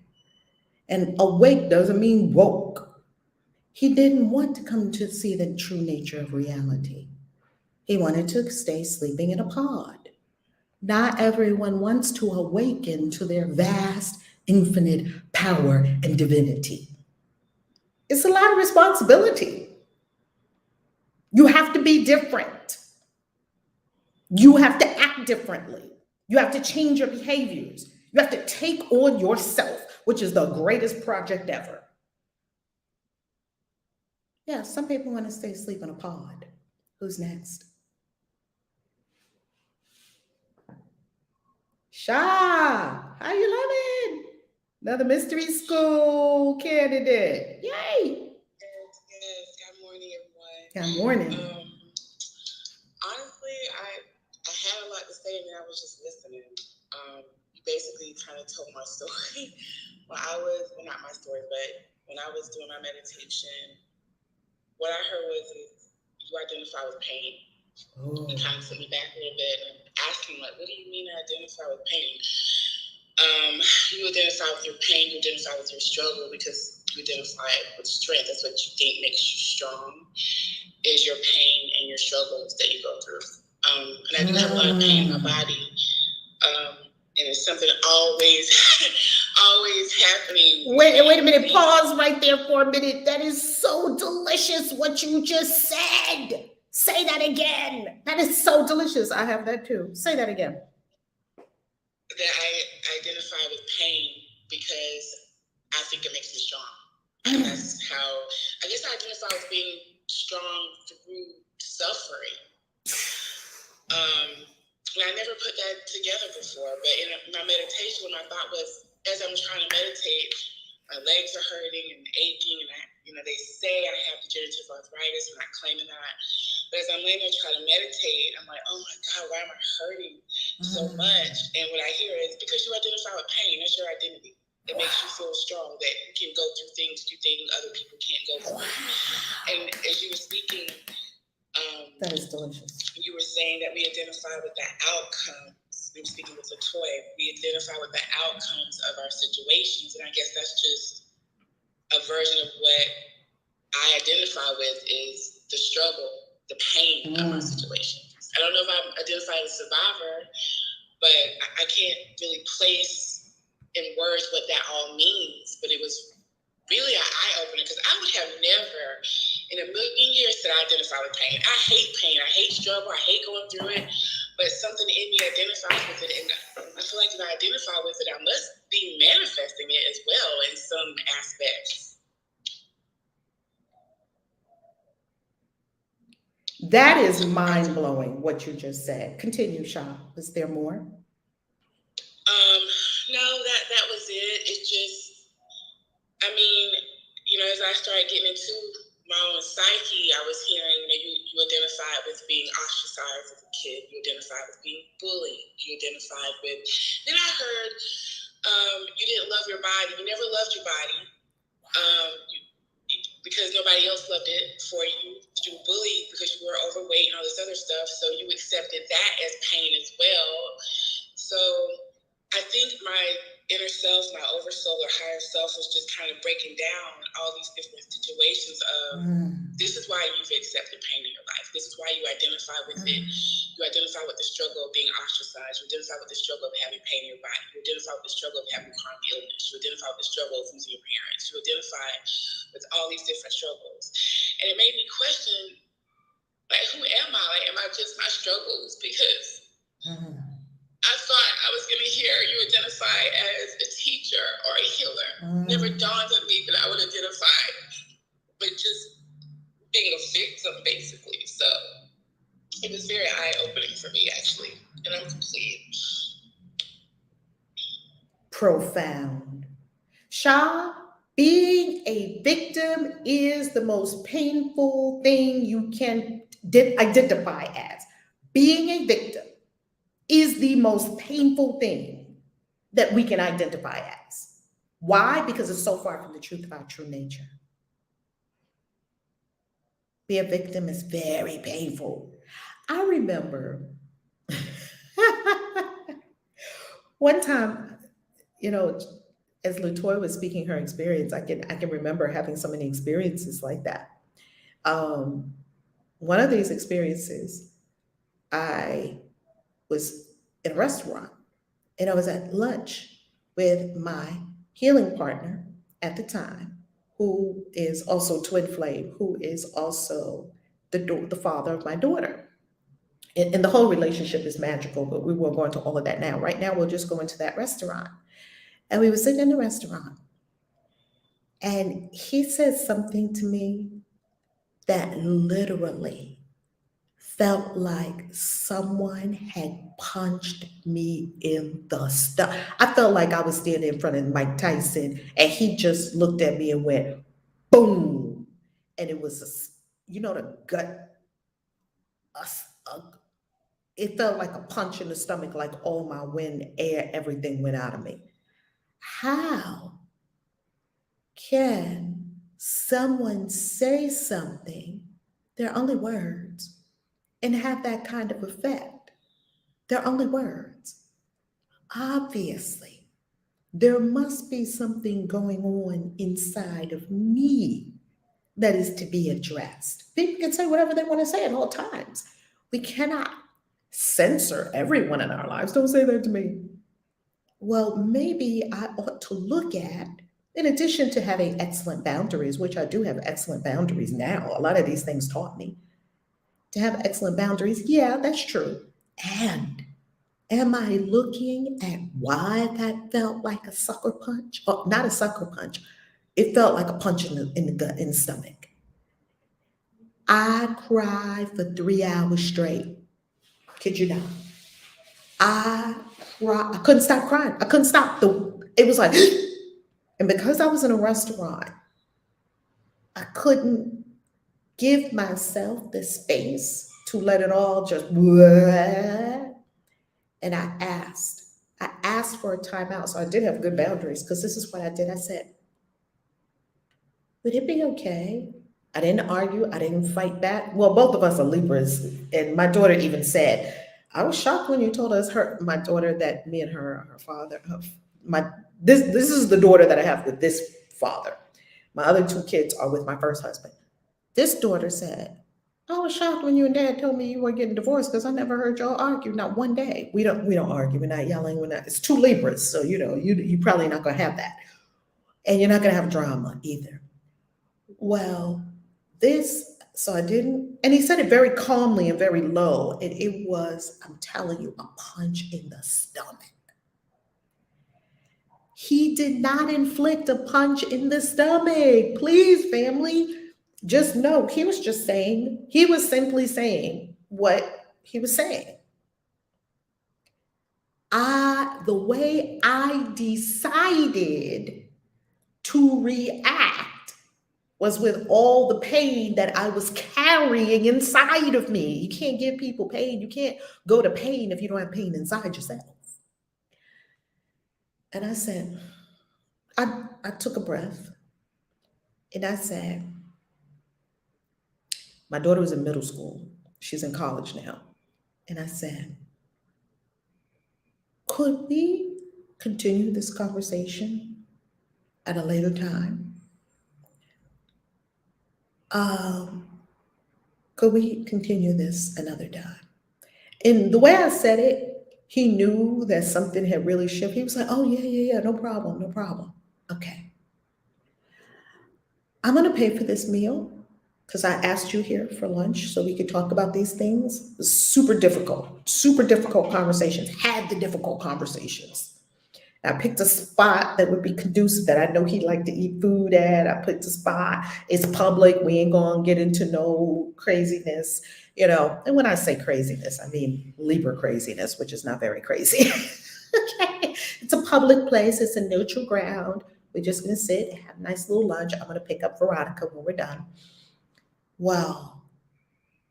And I told him my treat, I paid for the meal. And I left and I got my car. I mean, you would have Niagara Falls. You know when you cry, you can't catch your breath, or you go into the ugly cry, and it felt like all the wind went out of me.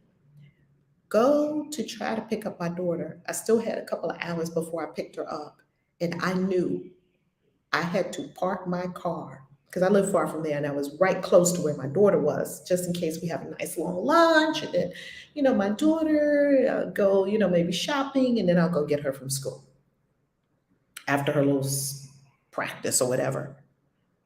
I took my car to the park. I parked under a tree, and I sobbed. Probably for 2-3 hours straight, just sobbing. I would catch my breath and I would look around. I didn't even know what I was sobbing at. I did not know. I probably was sobbing tears from my great-great-great-great-great-great-great-grandmother who came over here on a ship, in the belly of a ship. I was probably sobbing tears for her too. I was sobbing uncontrollably. And what did I do? I let it.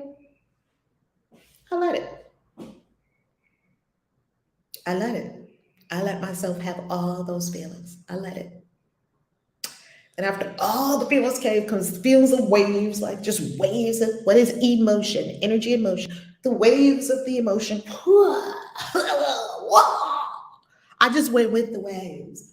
I let myself be overtaken by it. I was like, you have me. Until it just naturally stopped. You never cried probably for 30 days straight, just continuous crying.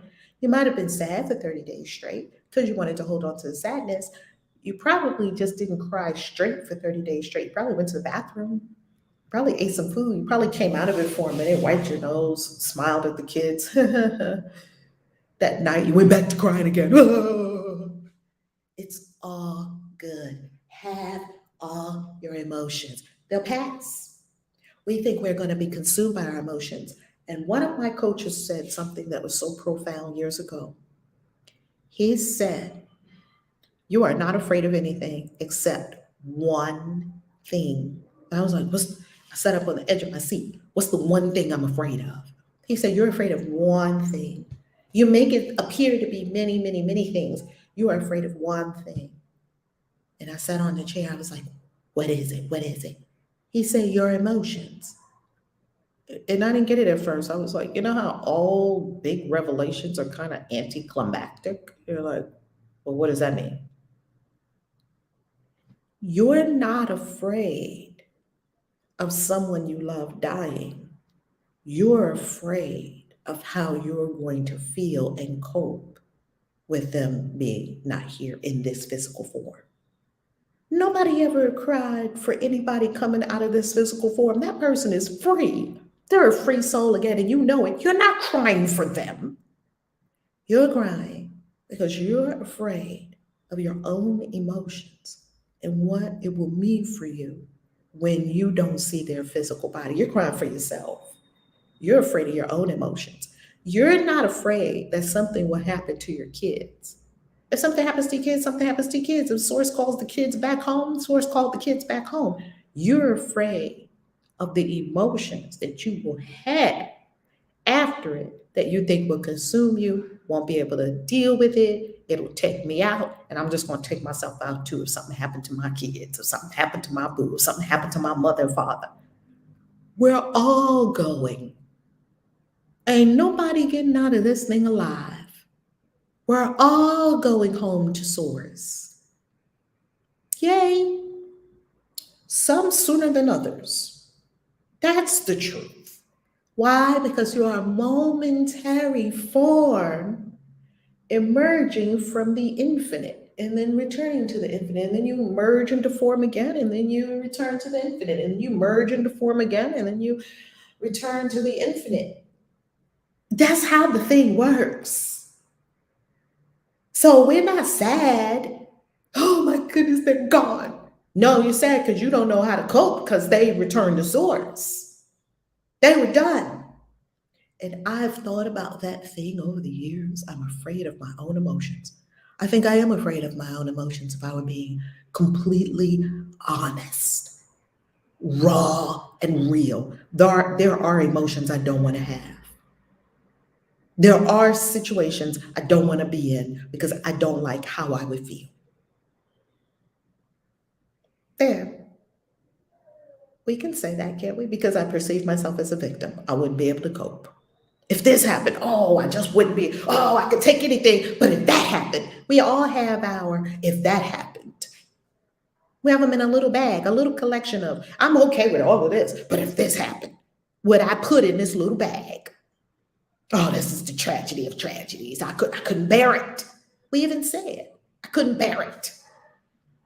Yes, you could, because you're God. So just throw away the bag because you put the contents in the bag. If this happened, oh, it's all over. No, it's not. You made that up. It's a story. We get to drop it. Wow. This is mind-blowing for me. Alina, how you loving?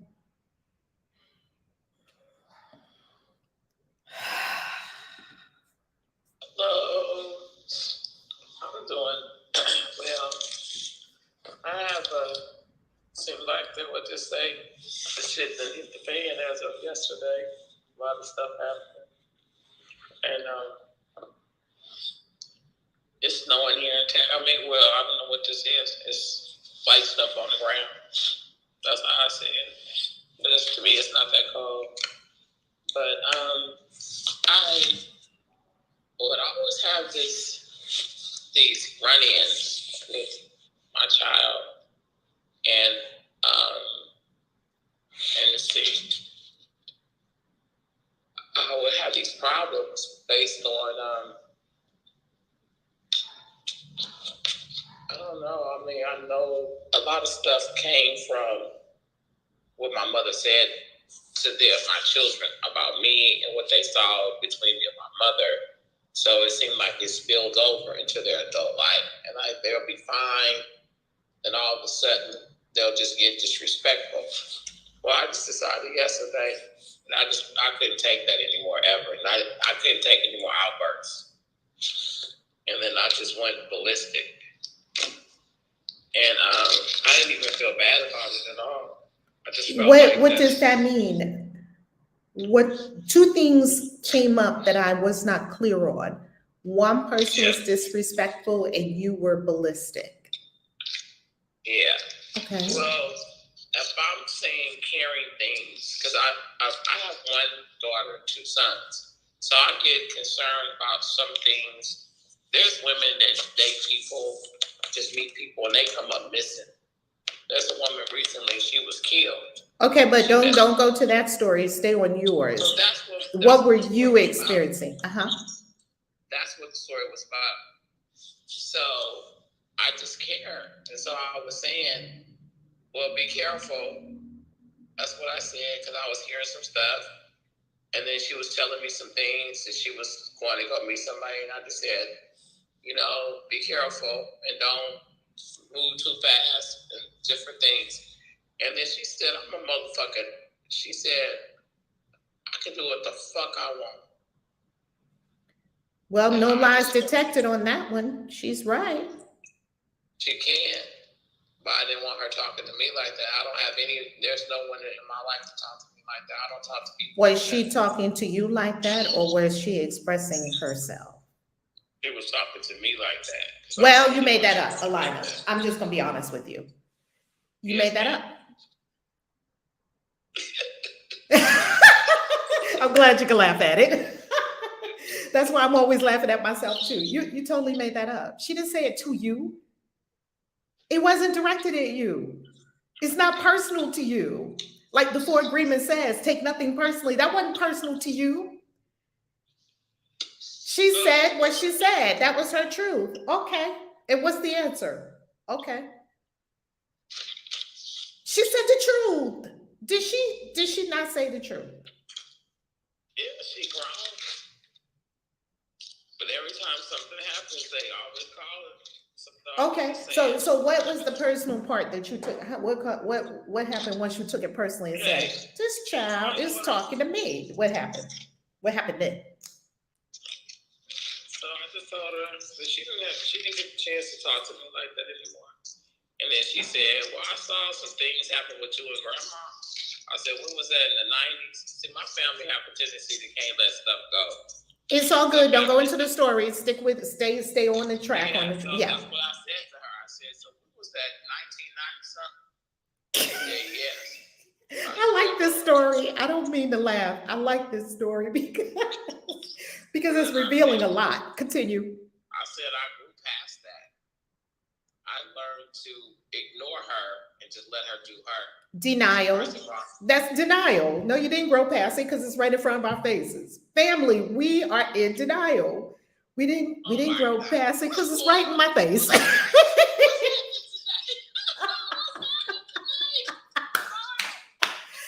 Alina, I'm right there with you because I had mama drama and all of that. And anytime mama drama comes up, it shows me, well, I'm not over it because here it is in my face again. Yeah, you're right. Well, I was saying I didn't deal with my mom that way. My mom did some things to me that was in front of my kid. My mother kicked me, hit me. It was way over the top crazy. So I moved 2,000 miles away. I did. I moved away. I moved to Georgia. And not only did I do that, when I communicated with her, it was different. I just allowed her to go all off the deep end, and I just would not respond anymore. And so my son's got a chance to see that. Question: did you check out? Did you just tap out? Yeah, I didn't deal with her that often, and when I did deal with her, I just let her do whatever. Just let her she would just run in the ground, and she would just pick and pick and pick, and when she didn't get a reaction out of me, she pretty much stopped. That's what happened. She stopped doing those things because I stopped responding. So then when I moved back, I moved there for a short period of time, and she passed on. But before she passed, she would be picking, and I just wouldn't respond. Question. She would pick at you sort of like how you were picking at your daughter? No, I wasn't picking at my daughter. I really care about my daughter. My mother would say not stuff about my business or nothing. She would say, look at her way. So pause for a moment. Pause for a moment. Your mom was in your lane, yes? Trying to tell you what to do. And how to do she it? did not try to tell me what to do. She didn't care about what I did. When I was in an abusive relationship, she called to give ammunition against me. My mother lied on me in court. She did those type of things. She called the police on me, made up stuff about me. And now question. Why, if your mom was still in this life, why would she? Right. That's why I say if she was still in this life, and we could ask her, yes, right? If your mom was still in this life, and you can ask her in spirit realms, why she was doing all that. She wasn't doing that to everybody. She was doing that to her child, or doing that. Why would she say that she was doing that? Would she say that she was doing it because she loved you and she wanted you to go the right way, even though what it looked like was hellacious? What would she say why she was doing it? I don't know. People ask her. I have friends that we have mutual friends. And people I'm telling say, you why she did it. Because that was how she knew how to love. So lying on me is how you Pause for a moment. Pause for a moment and take it in. She wasn't doing that with the next door neighbor, was she? She wasn't She did doing do it with other people. She did things to other people. Yeah, she did. She did things to other people. What I'm saying to you is this: the level of what you experienced with your mom. She probably wasn't doing that with when she went to the post office to give somebody a piece of mail. Of course, maybe she would get short with them. She wasn't in their life like she was in your life, was she? She wasn't going to court for the person that works at 7-Eleven, was she? No. She wasn't doing that. Why was she so on it with you? She was waiting for me to die. She used to tell everybody. Okay, pause for a moment, beloved. Close your eyes. I was gonna die. Pause for a moment, beloved. Close your eyes. Pause and close your eyes. Close your eyes, because when we close our eyes, we shut down the egoic mind. And we go to the heart. Yes? And you go to the heart. No one would do all of that if they didn't love you. That sounds twisted. They wouldn't have gone to the trouble. They only did all of that, went to all the trouble. Dang, your mama is standing right here now, because that was how she knew how to love. That's why she did it. She didn't do it from hate, even though on you, a precious little girl, it probably landed as hate. This woman hates me. My mom used to beat us to within an inch of our lives. Why? She wasn't beating her next door neighbor within an inch of their life, because that was how she knew how to love. No, I can't perceive that. Bad. Okay. Because I'm not saying as a kid my mom beat me, because she did not. I'm talking about as an adult. She would jump on me. It don't matter if she did it when you were 3 or if she did it when you were 26, beloved. Well, my grandmother raised me. She gave the responsibility of rearing me to her parents. That's what she did do. Good. And I appreciate her for that. And look how loving that, isn't that love? Yeah, that's love. And so what you're saying is, this is love, but this is not love. She didn't do any of those things until my grandmother died.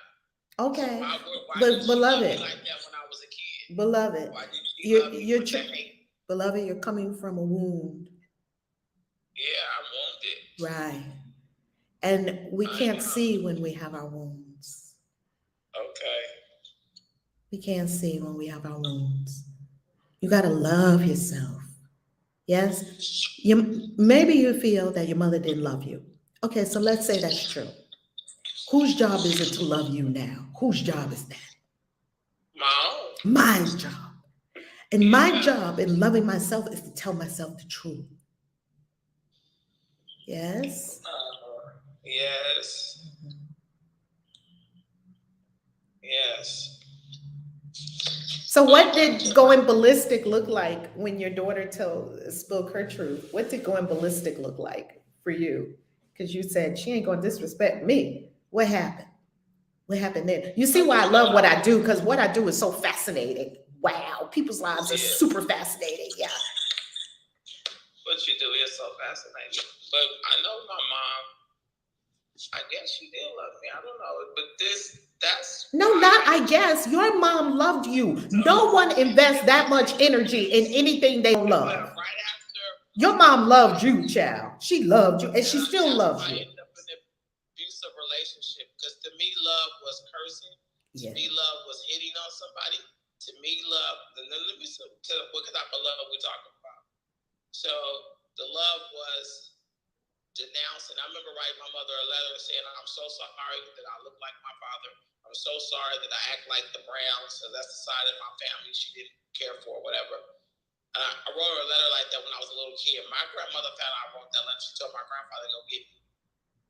I wrote the letter. My mother called my mother. She said I had my own room in my mother's house and in my grandma's house. So she said she put the note on the door saying that she's so sorry that she came to this earth, and she's so sorry she looks like the Browns and she acts like them. And my mother was saying this to my grandmother that I wrote the letter to her. And my grandmother told my grandfather, go get that baby. Go get her. Because I was just being with my mom for the weekend. So my grandmother so I was protected from a lot of stuff she tried to do to me when I was a kid. Yes. And when her boyfriend... Pause for a moment, Alina. Pause for a moment. Yes.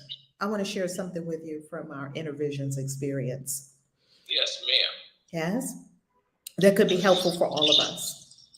At intervisions, when you come into the intervisions, we call it PDP, Personal Development Program. It's a 2-year program. When you first come into intervisions, you can talk as you're speaking now. You can tell stories. And it's okay. It's a healing space. My mama did this. My mama did that. My mama did that. She did this to me. She did that to me. It was bad. It was unfair. You can tell all that story. When you get to a certain point in intervisions, you will no longer be able to tell a story. Family, this is only for us to have awareness of when I'm in a story and when I'm in healing. As long as you are in a story, you will never be healed. And the only reason we continue telling stories is because we don't want to be healed. We're holding on to it because I got to be right. I'm going to make you wrong. You should have never done this to me. You're bad. And I'm going to prove it. That's all the ego. We could just let it go. So at a certain point in your intervisions experience, and this is what I've learned, is one of the many skills and principles and tools I've learned at intervisions. Please go to intervisions. I'm going to pull it up on the screen right now for everyone. Go to, it's called intervisions. Please go to intervisions. I'm let go of the story. Okay, beautiful. It's called Intervisions WW. InnerVisionsWW.com. That stands for Inner Visions Worldwide. And when we go to Inner Visions Worldwide, you will see under alum, I think I may still be on there, I don't know. Let's see, about Inner Visions. And then here you understand what Inner Visions is about. You see one of our classes right here at Inner Visions, an incredible class. Oh, wait a minute, I think that's my sister. Inner Visions? I'm always part of Intervisions. I'm part of Intervisions. That's my community. That's my family. That's my home. Okay. Yeah. As a matter of fact, hopefully we can have the graduation all together. And yeah, I'm bet. Yes, that's my family. So here you see some pictures. And then I think, testimonials. I think it's under testimonials. You may see. Well, anyway, at any rate, the whole bottom line of it is www.com? Yes. Okay. InnerVisionsWW.com. Everybody go there. Now, when you go to Intervisions, in the beginning, you can, I think it's under alumni, I think. Oh, look at Reverend Candace Ifama. And there's Reverend Valerie Love right there. A picture of me. So when you go to Intervisions, you are going to see that you cannot stay in a story, and you're going to be given the opportunity to make a choice. So I'm going to give you that opportunity right now to make a choice. Here are your 2 choices. Either I'm going to be God, which means I'm going to get rid of my bullshit story about my mama did this to me, my daddy did this, it's their fault, they did this, I messed up, my kids did this, and this is going on, and that's going on. Either I'm going to drop my bullshit story and be God, or I'm going to stay in my story and be ratchet. Those are your only 2 choices. You have no other choices, and there's no neutral. The Course in Miracles told us there's no middle ground. Pick one. You can't be in the middle. Well, sometime I'm God and sometime I'm ratchet when I got to deal with these ratchet people. Oh, they ratchet to me. Oh, you going to see. You ain't going to disrespect me. I'm going to go off on you. Now there, I put you back in your place. I used to do all of that shit.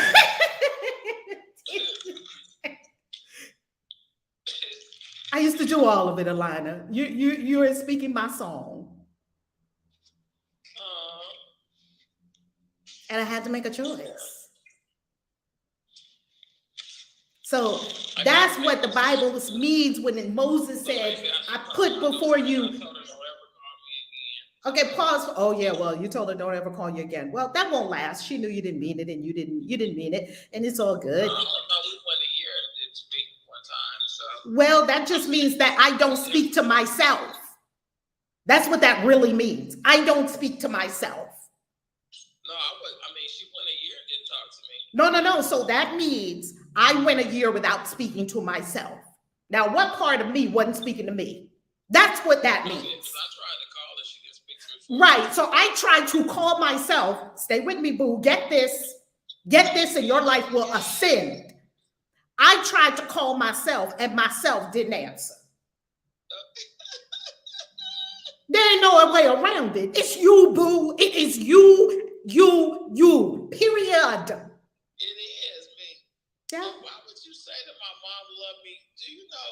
Your mom love you. I'm talking to your mom in spirit realms right now. I'm talking to your mother in spirit realms right now. If you can tap into her presence, she is here right now. And that woman told me, this lady told me, all that came because she loved you.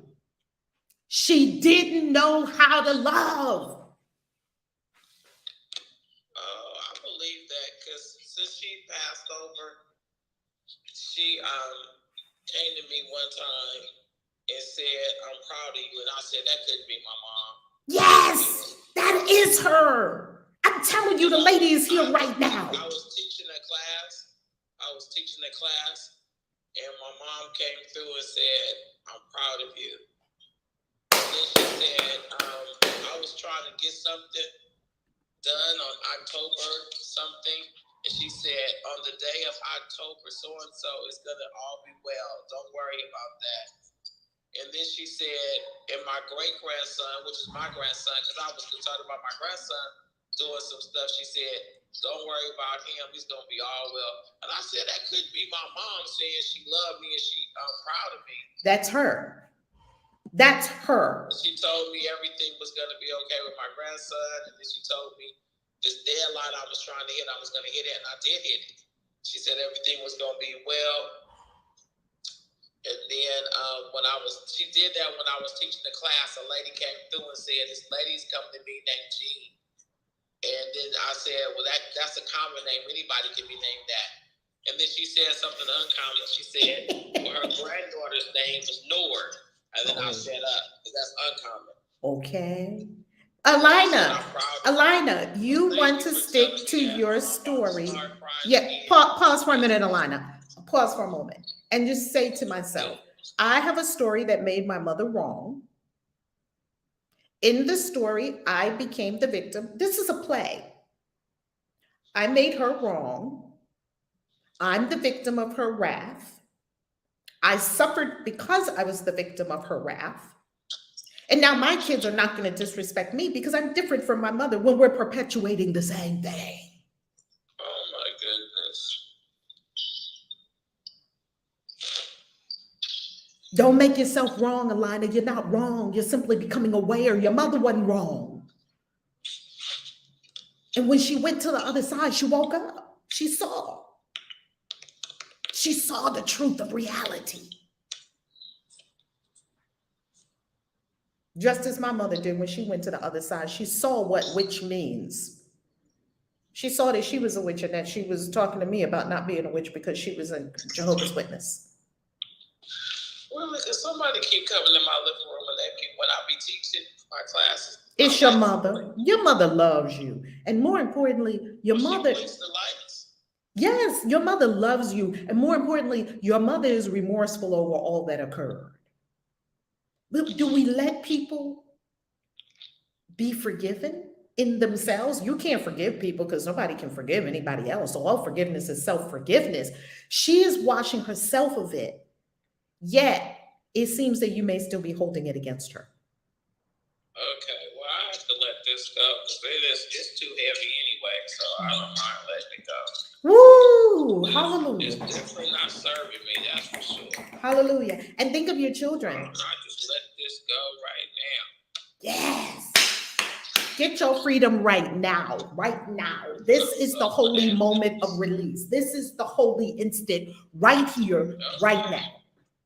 Well, I'll let it go. I was just like my mom too. I'll let it go.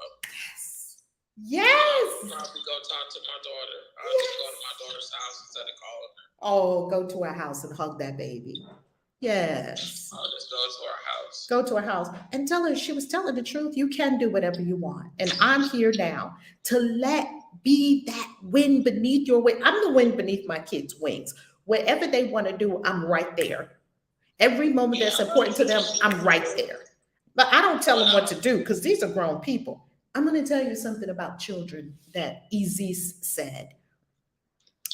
And I never forgot it. Isis is Dr. Jiwa Lee's master teacher.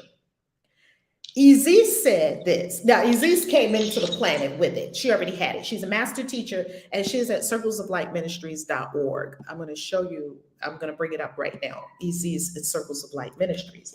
Circles of Light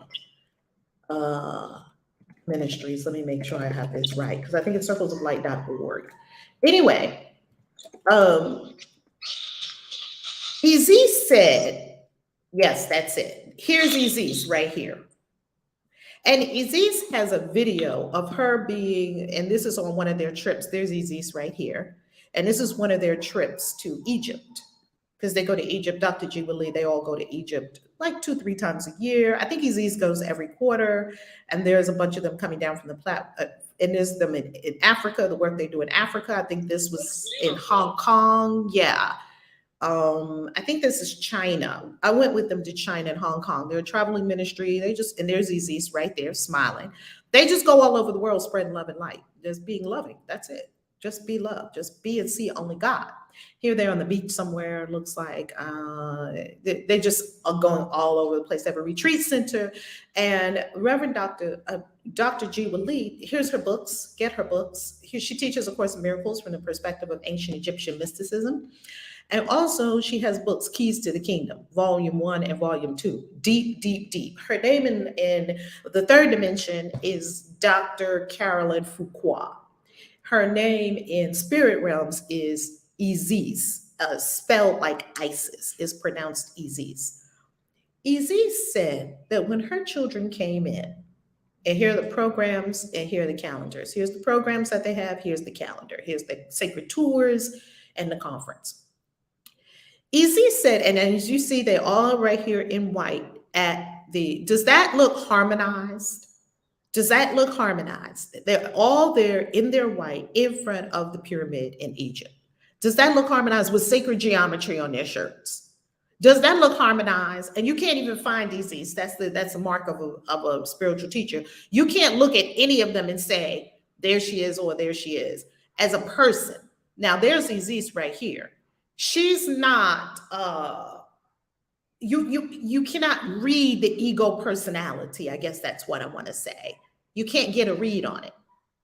So Isis said that when her children came in, of course she has children, when her children came in, she said she never told them what to do because she knew, and there they are at Peru, and she does things like bilocate and things like that. Like literally, she will tell them to go on ahead, and when they get there, she's there. Isis does some things.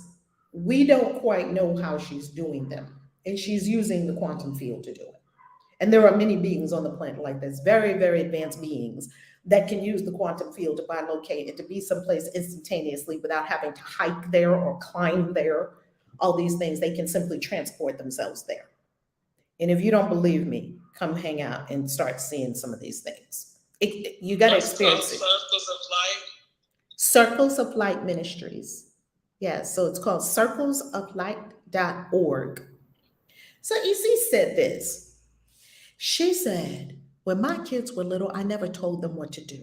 She said, these are souls. Souls know what to do. It's like telling a bee how to go get honey and how to fly. A bee comes out, a bee goes to the flower, a bee goes to the next flower. Like, how are you going to tell a bee what to do? How are you going to tell a soul what to do? So these souls, they already know. So she said she never told them to go to school.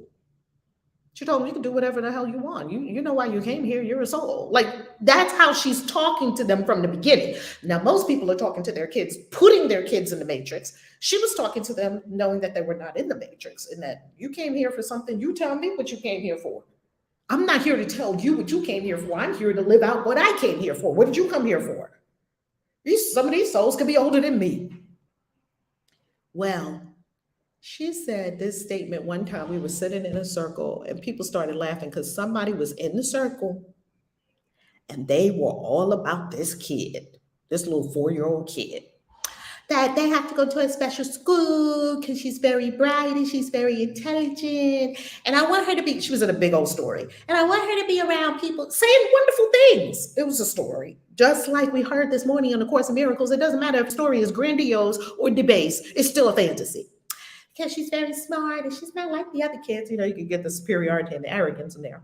And I just want her to be in the right place and the right teachers. And I want the teachers to do such and such with her. See, you're trying to control the teachers now, what they do. Okay, see how that goes. And yeah, and we were listening. And then we looked at Aziz like, what's she going to do with this one? And Aziz said, these are souls. She was micromanaging the baby. The baby probably was like, could somebody please come and get me and watch me for a little while? Because this chick, I can't even breathe. She's not a mother, she's a smother. Okay, well, Easy said, I didn't tell my kids to go to school. Everybody was like, well, not everybody. You know, some people, a lot of us, we know Easy, so we know what she's going to say. Well, not that we know what she's going to say. It's that we understand that she's now going to bring the light and the truth to the situation. So some people didn't gasp because I was like, school, whatever. I'm all for unschooling. She said, I never told, and this is a person with a PhD. It wasn't that she did not believe in school. She said, this is what I told them. You can go to school or not go to school. I mean, you know why you came here. She was talking to them from the soul perspective from the beginning. And she said, I'm going to be reading books because that's what I love to do. And I go to school because I love learning. You all can do as you please. And she said, what did her kids see her do? They saw her make the dinner and sit down with her books, and she was reading. And they saw her reading books, and they saw her writing books, and they saw her writing a dissertation, and they saw her researching. What do you think they were doing? They wanted books. She didn't make them. I want to get a book. I want to read. I want to learn too. Great. She said if them kids said they wanted to play on the highway, that's exactly what she would let them do. Now, to the third dimension, that sounds like an abusive, you could go to jail for something like that. In the upper dimensions, these are souls. Take care of them, bless them, feed them. You're babysitting God's kids. Beautiful. These are not yours. Mine. We're going back to the precious. Mine. This soul probably know more than you. Clearly, this soul knows more than you because the whole thing this soul is teaching you is non-attachment because you're told like fucking attached. Well, I'm just set free again today. Oh my goodness. Whew, I'm so glad you brought this up, Alina. I'm so happy you brought up. I'm going to go by our house this morning. Tell her I love her. Oh my goodness. That's beautiful. We do tell ourselves stories because she said to me, I moved to Texas so I could be closer to you. And then I said, no, you didn't. You moved to Texas so you could be around your father's family. And I started thinking, maybe I'm making this up. I was thinking that last night. Then I come over. I said, no, I'm not making it up because that means you have to be right, right? So I don't have to be right because this is really too much to carry. I'm going to let this go. Woo! Can I ask you a question? Woo, Alina, let it go. And Alina, in your holy instant of release, are all of us released from Mama Drama? That's the part that is delicious. We all came to free ourselves of whatever Mama Drama is left. We all came to free ourselves of Mama Drama and be peace with Mama. Because there's a lot of heat on a lot of mamas. So maybe that's how she knew how to love me. Maybe that's why my grandmother was trying to protect me from some things. But my mother, that's what she knew to do, I guess. I I just would really rather believe that than to keep believing what I've been believing. Wow. So I'd rather hold on to that story that she loved me. And She did love you because that's the truth. And you can tell the truth because the truth sets us free and the truth restores us to sanity and to peace. Which is more peaceful to think? My mother hated me and abused me, or my mother loved me? Which is a more, even if it's not true, what's a better thought to have? My mother loved me. And remember this, Alina, no one can act beyond their level of consciousness. You literally, some people literally cannot be kind because that's beyond their level of consciousness. And we must accept people where they are, as they are, and love would have appropriate boundaries. And you being in the love vibration, the strongest vibration wins. You being a practice of the magical arts and sciences, you understand the law. And the law works all the time. So you're bringing all the love in. And the love dismantles, it says it in the Bible. What do you do with your enemies? You kill them with kindness. It doesn't say kill them with kindness. You heap kindness on them. Isn't that what the Bible says? Yeah. And it's like fiery coals. It's like, woo, how you being kind? Christ said it. He said, if somebody slap you, turn the other cheek, let them slap you on the other face too, on the other side too. And people think that's weakness. That's strength. That's power. That's self-mastery. You slap me and I'm so unfazed, you could slap my other side too. That's power. But we want to be all in hypostasity, fighting people. Well, I know when you give up, I used to fight physically. And I know when I gave up the idea that I had to fight, nobody ever challenged me again. Wasn't that weird? That's the law. Once I gave up the idea of fighting, I said I wasn't going to ever do that again. I just gave up. I had somebody like you in my life that get in my business. That be all up in my grill. Her name was Irma Worthy, and I hope people go look her up because she's a powerful counselor. And so the judge was like, because I had to fight. I fought a police officer, and I don't have a felony, so I don't know what happened, but it was magical. Because my dad was working some stuff, the bishop. And so I got out and she said, you can control yourself. And I said, this person did this to me. And she said, why? Once you make a decision. So I made a decision in her office that day that I wasn't going to have any. And I haven't had a conflict like that ever. And I don't ever. So once you give up the idea that you have to fight or that somebody has to fight you, it just, all that drama vanished. So I'm letting this go today. Today is February 4th, 2022. I'm letting this go. The story about my daughter, she's grown. I don't even think she took that. I took it personally. She didn't even mean it personally. So I'm going to go to her house and hug her. Oh. And I just thank you so much. If she don't let me in, I'll leave a note on the door. So I won't even feel no way about that. I have to tell myself I ain't gonna feel no way about that.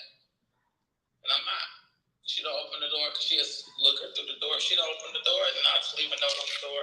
Well, here's what we do in magic. Would you like to know what we do in magic?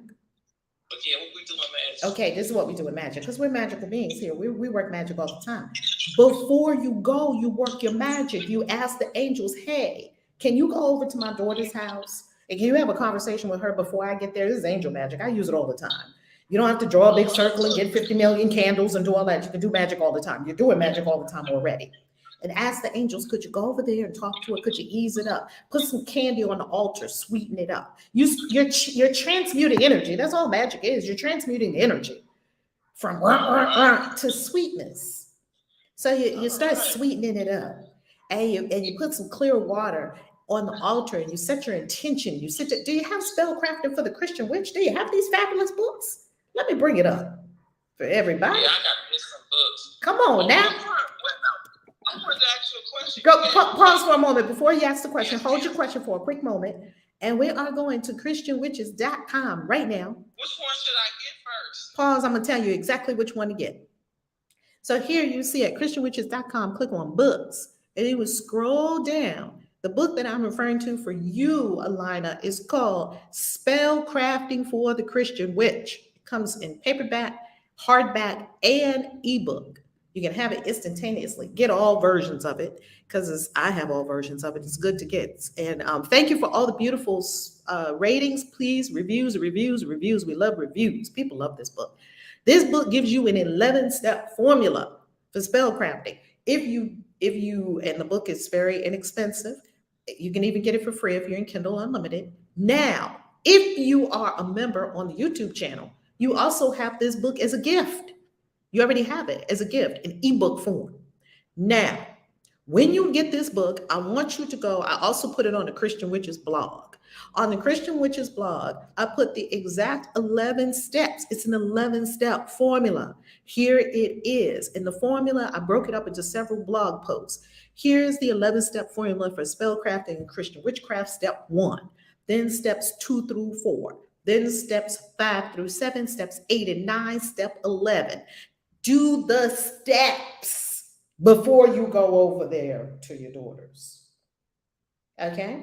And I guarantee you a beautiful, peaceful outcome. I guarantee it. Because you're a magical being. You're making things up. Why not make up the most delicious, wonderful things with wonderful people? I mean, I love being around wonderful, beautiful people and everything is blissful. I love that. Who doesn't love that? So on the thing, because I'm on the site now for the 222, you're giving away a bundle for $99. Which bundle? Wait a minute. I think, clarify for me, where are you now? You're at ValerieLove.com or are you at ChristianWitches.com? It says the magic of love.sandpart.com. So I'm at that part of your website. And what did you click on to get there? I clicked on the 222. Very good. That is the 222. So I'm getting ready to buy one of these bundles. And I was the bundles. Which bundle is best for me right now? Oh, the bundles at the bottom that you can add to your order. Is that what you're talking about? Yes. And I was thinking which is better for me. Yeah, you have the bundle, delicious bundles. One bundle. Oh, they're so is, good. I started to tell you, get them both. If you can get them both, get both. I'll continue. Yeah, one was at $10,000 per month as a Bitcoin wealth strategist and how to be a Bitcoin millionaire by 2024, and 7 reasons you're not rich yet and how to activate your wealth code. The second bundle is never work again, instant income, and how to be an angel investor. That's the one I was thinking. If that's the one you're feeling, get that one. I'm going to show everyone what Alina is speaking of. So if we go to the 222 event, when you come to the 222 event, you can add the bundles. You can add one of these bundles to your order. These are master classes that I've taught that currently the only way you can get these master classes is if you're in Ascension. So you can get them as bundles, but otherwise than that, they're not for sale anywhere else. You cannot get them unless you're in Ascension. Ascension has access to some of these already, and Ascension will have access to all of them. Does Ascension have access to that? Because I'm getting ready to join Ascension. Oh, if you're joining Ascension, you're going to have all of this. Okay, so I don't even need to get that. You don't have to get the bundles because you're going to have them. $99 a month, right? Say that again. Ascension is only $199 a month. No, Ascension is $99 a month. Oh, okay. Even better. Even better. Yeah, if people can't afford $99 a month, which is $25 a week, which is $5 a day, I would just assume that you have a worthiness issue. That's what I would say. And I would say work on the worthiness. Because if you don't think you're worth $5 a day, Monday through Friday with the weekends off, I don't know what to say. That's a worthiness issue. Yes. That's a money story that comes from a worthiness issue. Yeah, so I can get that in Ascension. So yeah, Ascension and the okay, that's what I'll be in right now until I can get into Initiate. I'll be in Ascension. Very That's good. right. Okay. Hey, here's the deal, family. It's very, very, very clear on the website. Don't let confusion get to you. It's very clear on the website what everything is. So just take your time, go through the website, read the things, and you'll know exactly what it is. Yes? Yes. Beautiful. Alina, I am so happy you spoke today. People are in the chat saying, Alina, you healed me. Alina, thank you for speaking up. Alina, we having church. Alina, you done set all of us free this morning. So I always say, Spirit, if you look at my bio, in the first part of my bio, I said, I come with gentle transparency. I had no idea what that meant when I was doing this. I've been telling my business ever since. I wrote that on there. I've been telling my business. And I feel so free when I'm telling my business too. I don't mind. I hope somebody else be set free because I'm surely set free. But I didn't know. Spirit always sets you up. He told me to cancel my classes and start coming to your class. I did not know I was going to be set up. My Lord. I'm set up for the whole year. Look, Alina, we all set up for the whole year, okay? We all set up, because look, Spirit is like, we had enough of y'all. All of y'all gonna get it right this year. All of y'all. It's like, I'm sick of this foolishness. You keep going around telling this doggone story. We're gonna stop this story today. And I started not to come over here today. I was like, well, I'm definitely not gonna come over here and tell about this. The first thing that came out my mouth. You know what, Alina, what I love about you is that you have the freedom and the openness and the courage to speak, because you're speaking for probably 20 people in the audience and 50 people on YouTube and 20 people on Facebook and 1,000 people that'll watch these videos over the next couple of days, a couple of weeks, that won't say it. And you can give voice to it for all of us. You said what your daughter said was true. What was wrong with that? I was like, Lord have mercy. I guess what was wrong with it was the story that I made up. And then she said, Mom, you just did, you unapologetically, Grandma used to talk about how you was a child, you did your own thing.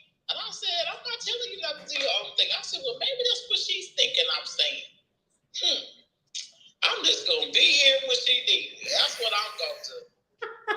That's it. That is beautiful. And Alina, guess what's coming to me right now? What? What if your daughter right now is in a clubhouse room telling them how bad her mom treated her? What if? Yeah.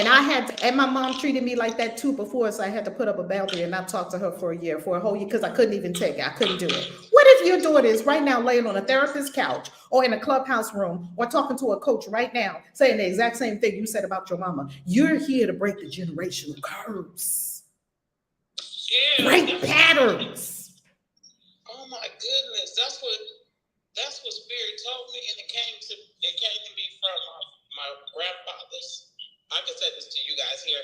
My grandfather's mother. My kids don't even know what her name is. I do, because I grew up with my grandmother telling me these stories all the time, so I knew her name, and she was Indian or whatever.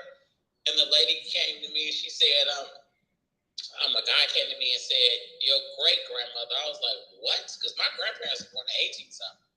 In the 1800s. So I said, your great grandmother said that you're the one, you're the different one, you're the one in the family to change everything. And I was like, wow. You know, ding, ding, ding, ding, ding. There you go. Yeah. So we breaking generational curses. This is so beautiful. And I said, my mother loves me. Thank you. Oh. That's why she knew I loved me, right? Maybe she didn't know any better. Maybe that's, and I can't make her be her mother. Her mother treated me differently, but she's not her mom. She's who she was. Ooh. And that's what she knew how to do. Truth. So I would keep honoring her for the rest of my life. I'll just be honoring her around my children. I'll honor her around my grandmother, and I'll just tell them the beautiful stories that I know, because I do know some beautiful stories about her. And I'll tell them those beautiful stories, and I'll honor her memory differently now. Wow. And what about an ancestral altar for her? She's telling me that she would like an altar. Really? And yeah, I'm seeing an altar with the white flowers, the white. She was so against me doing this kind of stuff. Oh no, she wants one now. I'm telling you, if you set up an she was going to church and stuff. Yeah, because all these people are Christian witches. Stop talking about church, baby. Y'all know this. All them people, a lot of them are witches. They're in denial. Okay. Your mama said, put an altar up for her, because I'm seeing white flowers and I see one purple flower in the center. Well, she loved the flowers. There it is. I see the flowers and I see a white tablecloth. It's a small table and it has clear glass of water. What does she like to eat? As seeing some kind of nuts or something on there. Is it like a? No, wait a minute. Wait a minute. Wait. Now wait a minute. She put some nuts on there. Yes, she did. No, I had something happen. My bed levitated and turned around at our house when I was just there with my little babies one time. My daughter was like 9, and then I had the 2 babies back to back, and I was in my mom's bed. The bed elevated and turned around, and I'll never forget when I was looking down, trying to tell the bed to come down. My kids was suspended with me. It was water on the table. Yes. A small table. A small table with water. That's right. Yes. And I was so afraid because it took the bed up and then it turned around. Then it showed like this thing coming down to like capture us. And then I stood up and I stopped it. Just my being stopped it. Because in the spirit realm, you don't really talk. You talk internally. Right. Some people don't know that. Right. And then the spirit said, what do you want? And I said, peace, send peace. And then we all went right back down to sleep. We just slept after that. Yeah. So yeah, I used to see that. I used to see it. It was a little small table. My mother's bed was already, you have to stand on the pedestal to get into her bed. She was really fabulous the way she did her house. She was just a real fabulous woman. And question. Yeah. She's been talking to you and she's been communicating with you, yet the communication has been blocked by the story. And now that you dropped the story, are you open to the communication? I'm seeing portals. She wants to know, are you open? I see an open portal. Are you open? Yeah. Okay. Now she has permission. You're going to see her today and get that altar going. Yeah, because the other day when I was on here, I saw somebody come and I said, you cannot enter. I didn't know who it was. And they left. You didn't give her permission to come in. You turned her away. Okay. I didn't know that was her. The person was coming through my door. They was coming through the door. Yes.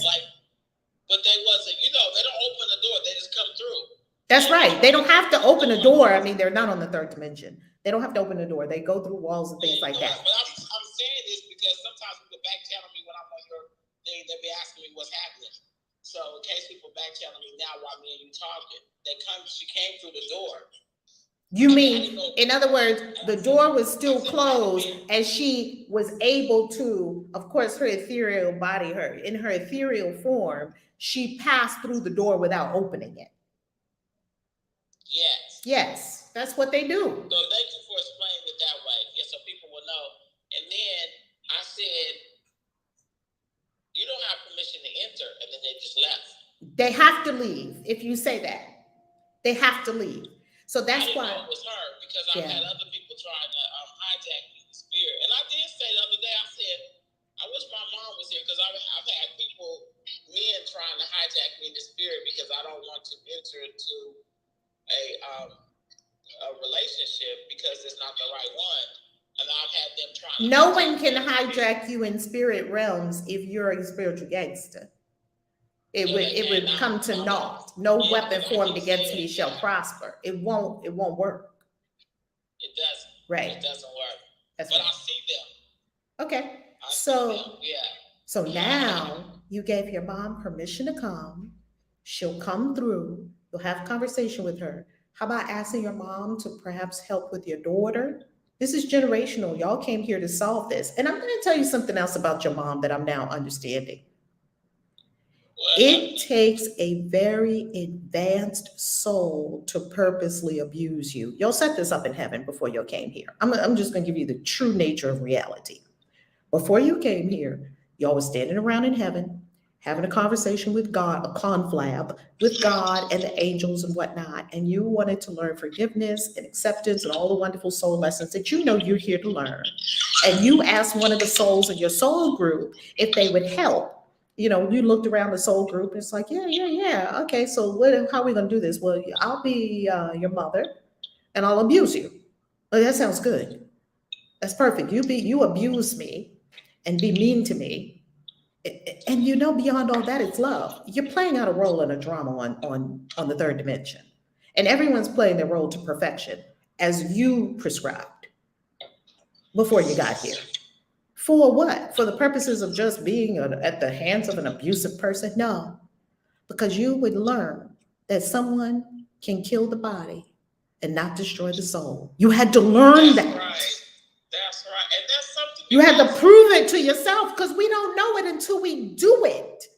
Oh, wow, they did all that to me, and here I still am, stronger than ever. Goodness. You have answered so many things today. I said, have I not heard? One day I was complaining about something I was going through, and they called my mom, and my mom said she would come, but that she said she'd be all right, tell her to call on Jesus. And then they was taking me in an ambulance, and I said, because I couldn't move for 3 days on my legs, and I said, what is happening? And the Spirit said, have I not heard, and have I not chosen this?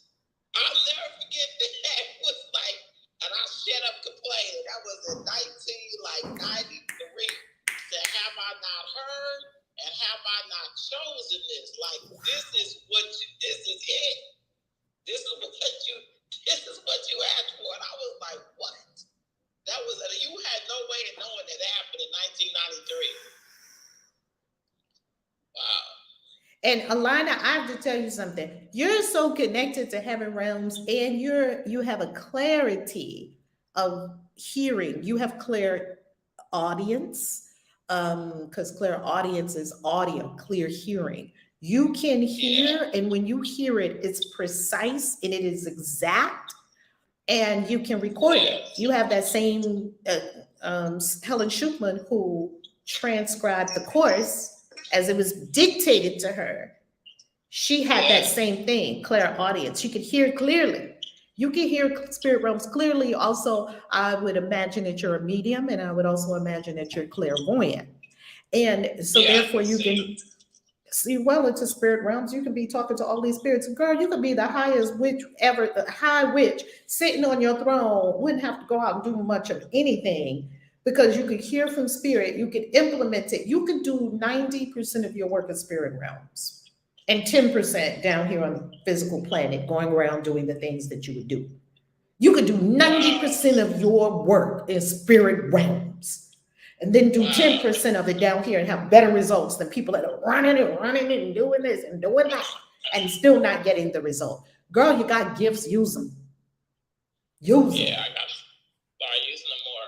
Use them. My mother was very gifted. She was very, very gifted. Well, obviously she was a gifted witch and a medium if she had her bed so vibed up that it could levitate. Come on now, your mom was levitating in her house and these things. She said, no, that didn't happen. She said to me when I came, or I will tell you, but I'm not in that story anymore, but I'm saying when I came into the living room, I didn't say anything to her. I went into the dining area, she was in the living room, she was speaking in another language. And so she said to me, I know what you saw. She said, that's because you don't eat enough vegetables. This is what she said. Listen. Because she had to say that. Because people keep telling you, let me continue. Go. Yeah, she said, how can the spirit come if I'm in here speaking? Now, I didn't say anything to her when I saw her. She said, how can the spirit come when I'm sitting in here speaking in tongues? She said, it can't not come. And she said, so, she said, so you saw that spider web come down and the bed move because you don't eat enough vegetables. And I didn't even tell her what I saw.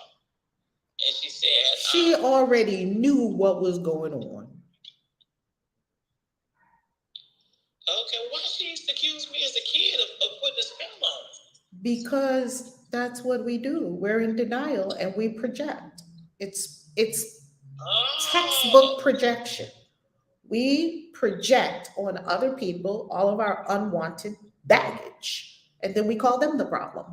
Yeah, I tossed it outside of myself because I don't want to look at it. Oh my God, my mother also. So now pause for a moment. Pause for a moment. Oh my my The question is God. this, it's incredible, and I promise you, if you journal this all out and you went in the spirit realms and you got the whole story and you sit there and you create that altar, you invite your mother in, you could even have what's called a dumb supper, or what's called I don't call it dumb supper anymore. I got the dumb supper from the Wiccans, our Wiccan brother family, that the dumb supper, and we have repurposed the dumb supper in Christian witchcraft called Feast of the Dead. And the Feast of the Dead is where you actually have a meal with your mother. And you actually invite her to a meal. That is the dumb supper. And it is called Feast of the Dead. It is a spellcrafting for the Christian witch. And I did it a couple of times. I invited my mother and I invited my grandmother. Oh my goodness. And I'm telling you, Your mother and grandmother? yes, my mother and my grandmother. And I'm telling you, they would come in there and they would give you all, you can do it once a year. Usually we do it on October 31st, which is actually the eve of the new year for witches, because for witches, November 1st is the new year. And on October 31st is All Hallows Eve, All Souls Eve, or however you want to call it, Day of the Dead. And so October 31st, when the veil is very thin, is the perfect time to do this. And you have a dumb supper, and I give all the instructions for the Feast of the Dead in the book. It's step-by-step instructions, and I tell you exactly how I did it. You can do it how you desire. I tell you all the steps, because I was in dumb supper, and it was so powerful. I was like, whoa. They're coming just like coming to dinner, just like you invite people to dinner, except they're all dead. It's like a seance over a meal. Wow. And see what happens. Powerful. And see what Now happens. I can see the love. I was blinded by the story. Now I can see the love. Now I understand that she really did love me. Oh, she loved you probably more than she loved anybody else. And then maybe she was in denial about her powers. Yes, she was in denial That's about why it. my mother had to see a psychologist, and my cousin died in a mental institution. Well, here's the deal. She's not afraid anymore. And so the question is, are you ready to speak to her? Yeah. Beautiful. Then that's what you're going to do. That's what you're going to This do. has been a beautiful goodness. I love it. So, I'm going to go ahead and cash app you a little something today. Go right ahead, baby. My doors is open. My cash app is Makani Love. I'm gonna put it right in the chat too. My cash app. I don't usually put it under all my bids because I kind of think putting your cash app is kind of a little cheesy. That's kind of what has my thought before. But people gift me on YouTube, and I love Bitcoin. If y'all got Bitcoin, send it to me on Strike, baby. You can gift me in Bitcoin too. Bitcoin, cash app, all good, all good. I'm getting ready to get in Bitcoin because I'm getting an ascension. What's your My cash app is Makani Love. It is at M as in Mary. Hold on, I'm going to cash app right now. Hold on, I got to do this now. Hold on, she's doing it right now. Come on now. I'm a good receiver. I'm a very good receiver. Do it now. Do Okay, it. so I'm there. Wait, hold on. Makani, M as in Mary. A as in apple. K as in kite. A is in apple. N is in Nancy. I is in igloo. And then love.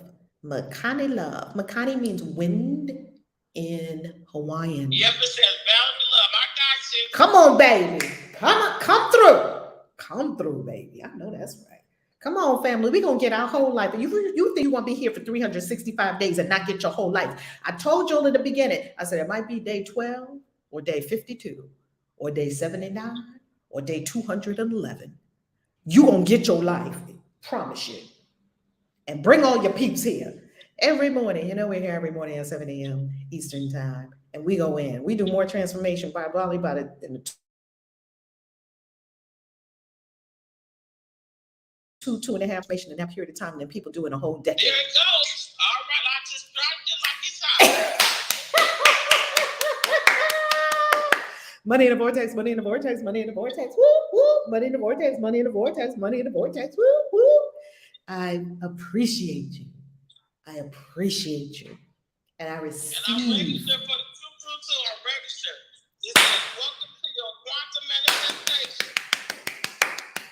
That 222 event, when y'all get to that 222 event and see each other, oh, it's about to be so. I don't have words to describe it. The people that are registered for this 222 event, Jeremy's going to be there. Lake Princess is going to be there. I'm going to be there. Dr. Jubilee is going to be there. It's so many amazing. Jen is going to be there. It is so many.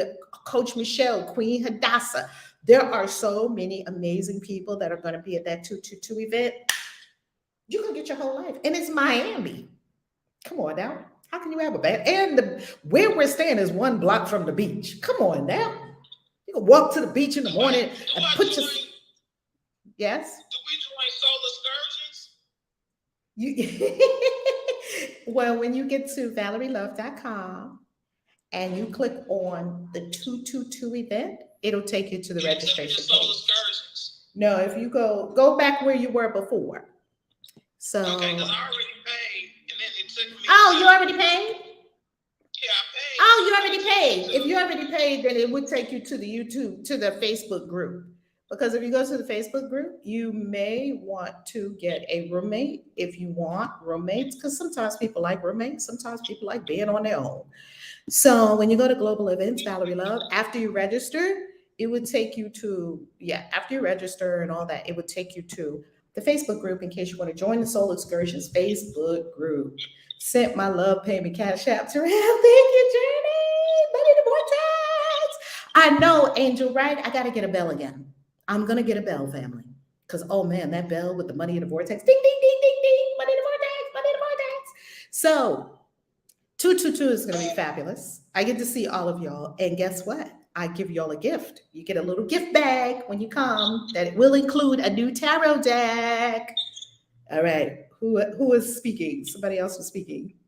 I had a question. So, how long is registration open for the 222 event? I still want to do it. I'm just trying to, get everything together to be able to get the ticket. Is it going to close out or anything like that?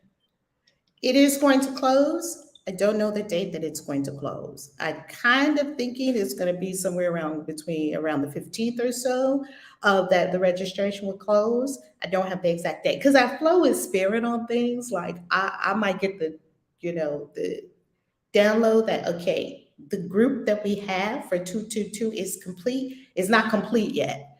Somebody else is going to be there that's not registered yet. So come on. It's me. All It's right. me. All right. Get in there. I'm supposed to be there. I know for a fact. And I was getting ready to buy the ticket when I got the miscellaneous call from the light company. So I know something's trying to stop me. So I know I'm supposed to be there. That's a good way to know that you're supposed to be there, is resistance will come up.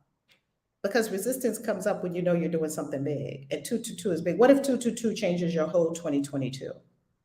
Wow. Oh, I know there is. I have that feeling. I feel spirit pushing. And I know that's why I'm meeting all this resistance. My whole thing is just looking above the fear of it and just getting a ticket anyway and leaving everything else up to spirit and how that outcome is going to be. So it's a faith walk. I'm just still trying to have the faith to walk it, I guess. Sha, I love that, because whenever spirit takes me to the next experience, I'm afraid. I'm doing it and I'm afraid. I remember when I was coming down here to Mexico, and I've been to Mexico a lot of times before. When I was coming to Mexico, leaving the United States, the night before I was getting ready to go, terror gripped me. I was like, oh, you know what? Maybe I can just do this later. I don't have to. And I was like, whoa, what's that? Oh no, I'm definitely going. Let me get up right now and start doing my last little packing. Let me brush my teeth right now so I can put my toothbrush in the suitcase. Terror came up, not fear, terror. I had a moment of terror. And I was like, oh, okay. That means I'm really on the right track. Thank you, terror. That means I'm really on the right path. Because would you be terrified if you go into 7-Eleven? Are you terrified when you get ready to eat a bowl of ice cream? Are you terrified when you get ready to watch 5 hours of Netflix instead of doing your essential homework? No terror. Oh, but you have to get on a plane, or let you not have to. Spirit is leading you to India. Tara, Spirit is leading you to Paris. Spirit is leading you to Cannes, France. Spirit is leading you to Dubai. And that's how I do it. I get on the plane like this. Okay. Whew. It's like when you're an astronaut and you take off, you know you're taking off to go to the moon. Yet, what happens when you take off? Blast off. And what happens when you go out of the atmosphere of the earth? That's where people turn around and get punked by their own mind. They felt the and they're like, oh no, this can't be God. God would never do this. I'm going back into my little mouse hole, where I'm safe. I'm nice and safe. I have my locks on my door. I have my house just like I like it. Everything is just how I like it. I'm in a box. Yeah, I feel safe now, but I ain't living big, and I ain't never gonna be great, and I'm never going to go to my pinnacle of my Mount Everest. Okay, you're gonna just be mediocre and safe. Yeah, do that. When your soul came here for you to be ginormous and very unsafe because you're indestructible. Are y'all hearing what I'm talking about? Are you hearing Loud this? and clear. Did we say that together, Harmony? Loud and clear. It was me, Sean. Yeah, we did. Beautiful. Yes, loud and clear. Look, Angel is saying, go ahead and get it, y'all, and hurry up before the money gone. You won't regret it. It's an exhilarating feeling to see the confirmation page. I swear I floated. Look at Angel. I cannot wait to see all of that. That's the big fear. It's like, oh, you spend this money and then you got the lights and it's a constant replay of attack thoughts in my mind. It's not going to go away until I just buy the ticket. Honestly, it's probably just going to sit in my mind until I just buy the ticket. And after I buy the ticket, it's like, how are you going to get the Miami in? Where are you going to stay? Well, maybe we could all share. Maybe you and Angel could share a room. I'm down. Yes, we can definitely do it. And at the place where we're staying, you can have 4 people in one room at the place where we're staying. So all of you that have the place and family, please, if you're coming to the 222 event and you didn't get the information of where we're staying at, please forgive me, because we have this thing with this email system that we are working out. I promise you I will get it to you today, as promised. I said I would get it to you yesterday, and please forgive me because I was preparing for Ascension and getting settled in. I will get that to you today. Promise you. Okay? We have to fly on Spirit. Maybe some of us have to fly on Spirit. Tanya told me, Harmony already showed me how we can fly on Spirit if we need to. So we just need to get there. We can get there. We have eliminated all the excuses. We'll get a room together, okay? Yeah, I was going to rent a car and drive from North Carolina myself. Oh, that's perfect. Even better. Then you can pick me up from the airport. Look at that. Even better. You could just drive. You can have a beautiful road trip. So you can Where are you flying out from? Give you some gas money, pick me up from the airport. Where are you flying out from? I'm flying out from. Oh my goodness. Angel said they had $22 tickets on Spirit. Oh my goodness. $22. Look at that. Yeah, you have to pay for luggage. So if you just want to take a book bag, take a book bag, put your outfit in. Look, the one day event is one day. You don't need a huge suitcase. Put your gorgeous. Luggage should not even be like, unless you're going to the whole retreat, nobody should need luggage. Like, with the way that the flight is set up right now, and then you have to like go ahead and just jump on it, because like even when I looked and it was $36, the next day it was like $49. I was like, damn, I should have got it yesterday, but I bet I got it. I got my flight, because I'm like, there's no reason why anybody can't be there. And trust me, boo, your life, God is not gonna have you in the dark. He will make a way. Just always know that He will make a way. I've not had a job since 2017, and I've not slept in the dark not one day. So give you my number so you can pick me up from the Miami airport. I'm shocked. Okay, I'm going to. And family, get in the Soul Excursions Facebook group now and make all your plans. That's what the group is for. Get in the soul excursions. It's not even a closed group. It's open to anybody and everyone that wants to be in there. Get in the soul excursions Facebook group and make your plans. Okay? Get in there. Dr. Jiwa was asking about Dr. Jiwa was asking about a roommate as well. Harmony, you rooming with Dr. Jiwa? No. Oh, okay. She was asking, did you see her she post? requested someone who doesn't snore, and I snore, so too bad. Okay. Well, hey, all things are lessons God would have me learn. It's very funny when we have retreats and people snore and other people don't snore. I find it very hilarious. It's very funny. I mean, you chewed me out about the snore. I'm serious about the snoring. Woo. That was a Bell Rock moment right there. What happened? We were in Mexico. What happened, Harmony? I was rooming with Divine Lady Netterstock, and she snored, and we had a conversation. I didn't even think it was a bad conversation. So when we had went to Tulum, I had opted to get my own room so I could get sleep. And Rev told me that it I don't want to quote what you said, because I don't even remember what it said, but what I heard, it would sound like Rev told me it was my fault that I was disturbed by the snoring, and I was projecting it on someone else. And I was like, wait, what? I honestly could not sleep. And I was like in tears, and it was the ugly cry because I felt like I was under attack. And I didn't even understand what had happened. But if you let me tell the story, I'm sure Rev will tell it like with a lesson to be learned. But for me, I was like, no, I just said how I felt. I couldn't sleep with snoring, and I didn't understand how I was attacking someone because I couldn't sleep, and got my own room because I couldn't sleep. Like, so for me, I still can't tell the story eloquently. I just know I couldn't sleep, and yeah, it was a big thing. But you can tell it your way, because I'm sure you'll tell it in an elevated consciousness way. I love that, Harmony. I love you.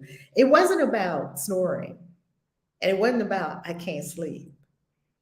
Family, do we realize that that's not what that's the story level. What had happened was this person was snoring, I can't sleep, That's the story.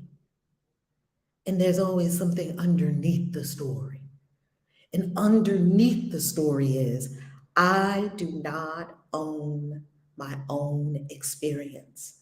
When I'm having an experience that I do not like, I project it on somebody else and I make it about them. She snored, so I couldn't sleep. That may be the story. Yes, family? And people, you don't have to believe me. You don't have to like it. You don't have to not like it. Just like the Course. The truth doesn't care. Whether I like it, don't like it. Where in my life am I in some kind of discomfort? And I put it on somebody else because it's what they're doing. That's why I can't sleep, because she's snoring. It sounds perfectly reasonable, doesn't it? You snore too loud, I can't sleep. It sounds perfectly reasonable. Now the question is, how did I manifest a sleeper that snores while I'm trying to sleep? That would be a good question. Wouldn't that be a good question? How did I manifest inviting someone to come and snore right next to me while I'm trying to sleep? Wouldn't that be the question that would get you somewhere? You understand what I'm saying, Harmony? Everything comes by my invitation. Why did I send out this invitation?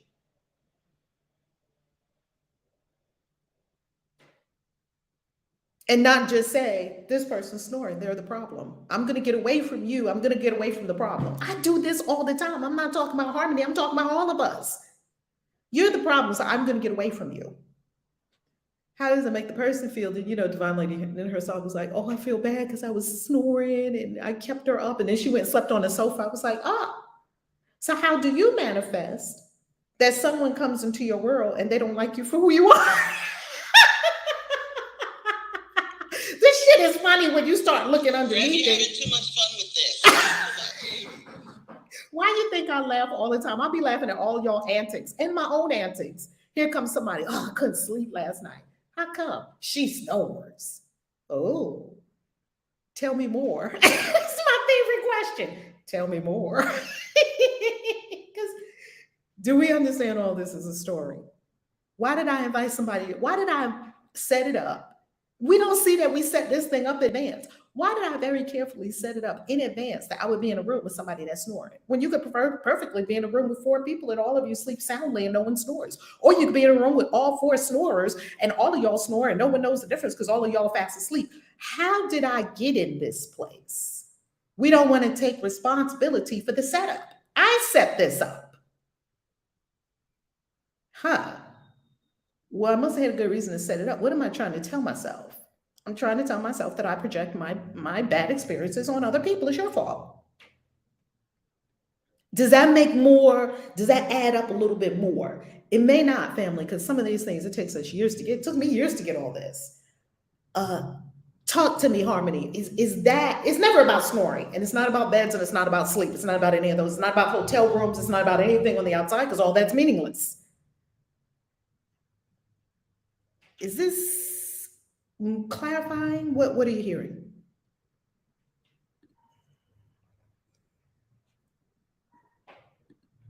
I just stopped sending out invitations to be in experiences that until I get to the place of the monk or the Buddha who could just not be bothered, then I need to just set up the place and space where I don't send out those invitations anymore. I don't know how I sent out that invitation, but I sent it out apparently, and apparently I created the world that I was seeing. So, and I couldn't figure out how to see peace in this. I couldn't figure out the peace part, so I just removed myself. And I don't know. I didn't feel like I was attacking anyone by simply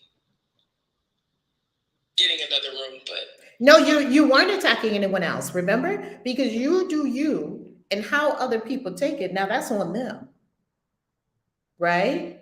So we have the conversation with you, and the key is, here's the key, family. In my presence, I will not let any of you project any of your stuff on anyone else. That will never happen in my presence. I'm going to respectfully and lovingly ask you to own your manifestations.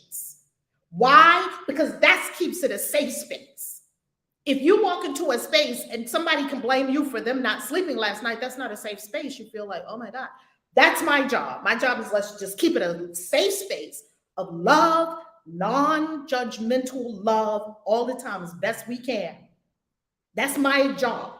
And in that space of love, we're all seeing, we're healing. You can't heal where you're not loved because you don't feel safe. You can't heal where you don't trust what's going on. The only reason all of us are here together is because we trust this.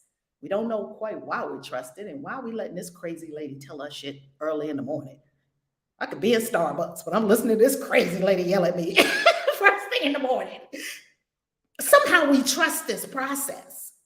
You cannot heal without love and trust because you won't engage. You won't let yourself be. You wouldn't go to a hospital that we used to never go to. There was these hospitals in New York that you just never went to because, you know, they were badass hospitals. They were horrible. People died in there all the time. And then you knew that there were good hospitals and you went to those. Because you can't be in a hospital that you don't even trust. And now we don't know if the hospital was bad or not. That was the commentary. That's what we believed in. And so if you went to that hospital, oh my God, you're going to die. You're going to catch something that's bad over there. So the unconditional, and I'm telling you this in advance, because when you come and you try to say she did something, he did something, the hotel, this, that. Oh. Would you like to own your manifestations and be powerful? Would you like to? I mean, it's a choice. You don't have to. You can still stay a victim of other people. Or are you God? Is God bothered by snoring? No. And even if I say to someone, I'm going to go get my own room because Y'all are snoring. That's not owning my experience. Why? Because I didn't own that I created it in the first place. And what am I getting out of that? I would lay in that bed all night and not sleep and let them snore until I get my lesson. What is this about? Because I put myself here. What is this about, spirit? What's really going on? And I would have my journal. I'll be in the dark with my journal and a little flashlight. I'm ready, angels, talk to me. Because I fucking made this whole thing. Why did I do that? Am I a sadist? No, you're not a sadist. You did it for a good reason, to learn something. Well, then what am I supposed to be learning? But we don't like the lesson, so we jump out the frying pan. Well, I'm going to another room, or I'm going to another relationship. I don't like you anymore. I'm going to another house. This house, I don't like this house anymore. Boo, you're the one that made it up. We don't get that part. And that's the part where people get mad at me, which I like, because that's you, boo. You did it. You did it all. That's how powerful you are. And if you own that you set it up, then you can own the change. You cannot get to the change. We can do avoidance, or we can really get in there and truly transform it where it began, inside me. It didn't begin in a hotel room. So now I'm in it. And I'm not saying stay in uncomfortable situations. Well, I am kind of saying that. I'm not saying stay in abusive situations. Do not. Because you can learn about the abuse on the other side of town. You don't have to be with no abuser to learn. Why am I here? Don't sit in that. What I'm saying is that you're not being abused and you're on a spiritual retreat. What did you ask for when you signed up for a spiritual retreat? You asked for spiritual transformation. Okay, here it is. But you don't know how it's going to come. That's the beauty of it. It's like a Jack in the Box. Or it's like Cracker Jacks. Do you remember we used to get those boxes of Cracker Jacks when we were little? We would get the Cracker Jack box. We knew there was a prize inside, but we didn't know what the prize was. There's a prize in here. You're eating the Cracker Jacks, and then you get to the prize. Yeah, you're going to get a prize, your transformation, but you don't know how it's going to come. That's what makes it fun. Ooh, we don't know what's going to happen up in here, but it's going to be good. Can y'all see what I'm talking about? What are y'all hearing?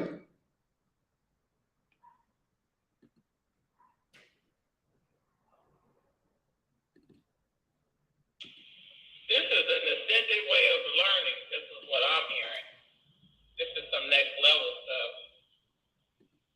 This is serious. Wow. We have to take responsibility. Can you hear me, Kaisi? Yes, loud and clear, yes. I'm Mark, because you sound like my dad, the bishop. Hopefully you'll meet him one day or something, because, oh my goodness. I would be honored to meet him. I because of him, ever since 1990 something, people can stomp, click, make noise, snore, they can do whatever. And nothing bothers me. He said, because one day I told him, I said, well, when my kids was little, I said, well, I got to move from here to here, just help me move there, physically and financially help me move there. And he said, I said, well, I got to move from here, they're making noise, stomping upstairs. He said, what that got to do with you? And hung up the phone on me. He hung up the phone on you. And I called him back. And I said, Dad, because I called him Dad, I'm going to call him bitch. I said, Dad. He said, is the kids sleeping? I said, they fine. He said, then you need to get to the way too. Quick. And so ever since then, I went inside myself. I said, listen, I don't care what kind of party is going on upstairs. What does that have to do with me? All I did was repeat what he said. And then when it was something, when I got married and everything, I didn't even know. Somebody told me my husband snored. I didn't even know. Really, I really didn't know. Now when I go to sleep, there could be a party, there could be a hurricane, whatever. As soon as I hit the pillow, I'm out. Unless there's something to keep me up that I have to deal with something. But other than that, I just go. Yeah, but remember something, family. The thing that gets the person next to you will not be the same thing that gets you. You see, these lessons are specialized. They're tailor-made in heaven for you.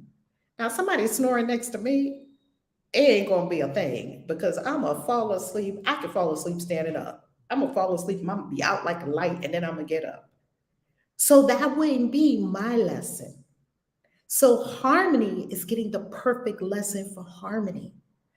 I'm getting the perfect lesson for me. Now, you know what would set me off? Some dirty something. Let me see something dirty because my kids say I'm OCD. Well, I probably am if they told me it. Let me not deny it. Let me see something dirty. I'll be like, ew. And harmony will be like, I see a roach, ew. See, a roach ain't gonna bother me. I grew up with roaches. I'm a roach. My immune system to roaches is very strong. So it's like whatever, right? But dirt, I used to go off on them kids about a dirty house. Messes. So that's my thing. So I have to address that. Where? Within myself. If I'm with a messy roommate, look, I've been with messy roommates. Wiz is like that. If me and him go somewhere, he's a good friend of mine, he will have stuff all over the place. And me, I got everything. I'm like a military person. I love military people because they got their little socks rolled up. They got everything lined up. It's all in order. You know, I like order. And I made up a story that if things are not in order, I can't think. I can't create. Move this. It has to be a certain way. Fuck that, Valerie. You made that shit up. Harmony? Oh, I didn't mean to unmute.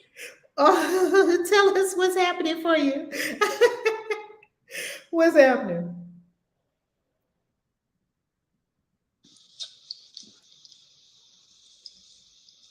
I didn't learn the lesson because I got irritated all over again just to tell the story.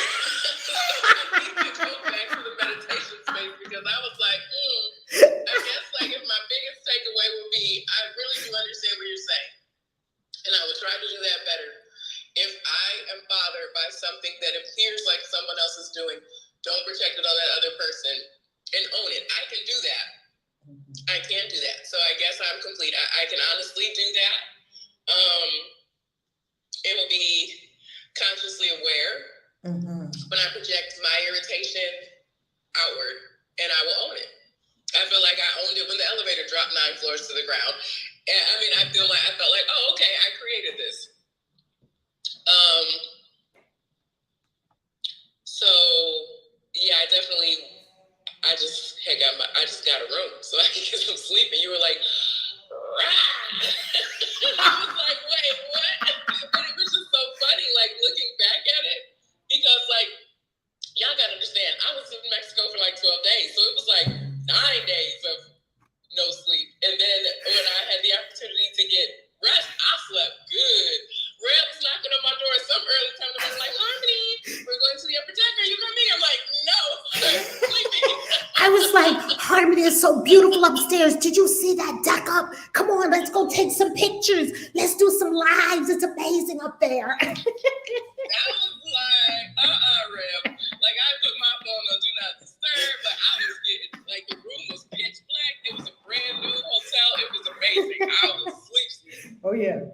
And then I, pranced out to the car, like when you finally get that good night's sleep, and you're like, whew. And I felt that peace, and then Rev was like, Harmony. I got in trouble. It blew me, really, it did. But like I said, I appreciate all the lessons. And now I just will be more aware not to project something on someone else, even if I shouldn't have projected it on someone else. So I will own that. And I will own that I created the experience. Woo! Ding, ding, ding, ding, ding, ding, ding.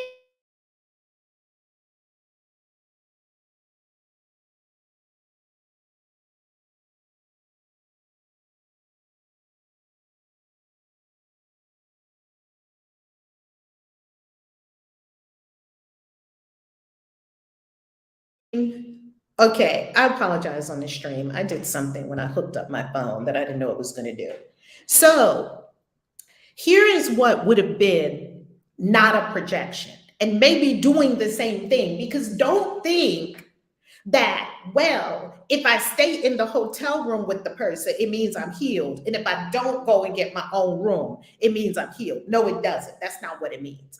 What we're saying is is that if you say to yourself, oh, I'm clear right now, I set this whole thing up. Here I go again, sabotaging myself again. See, this is an entire inner conversation. You wouldn't say, we wouldn't say anything to anyone about anything. Oh, okay. I see my self-loathing showing up because in a mystery school, what is number one lesson? What's number one lesson in the mystery school?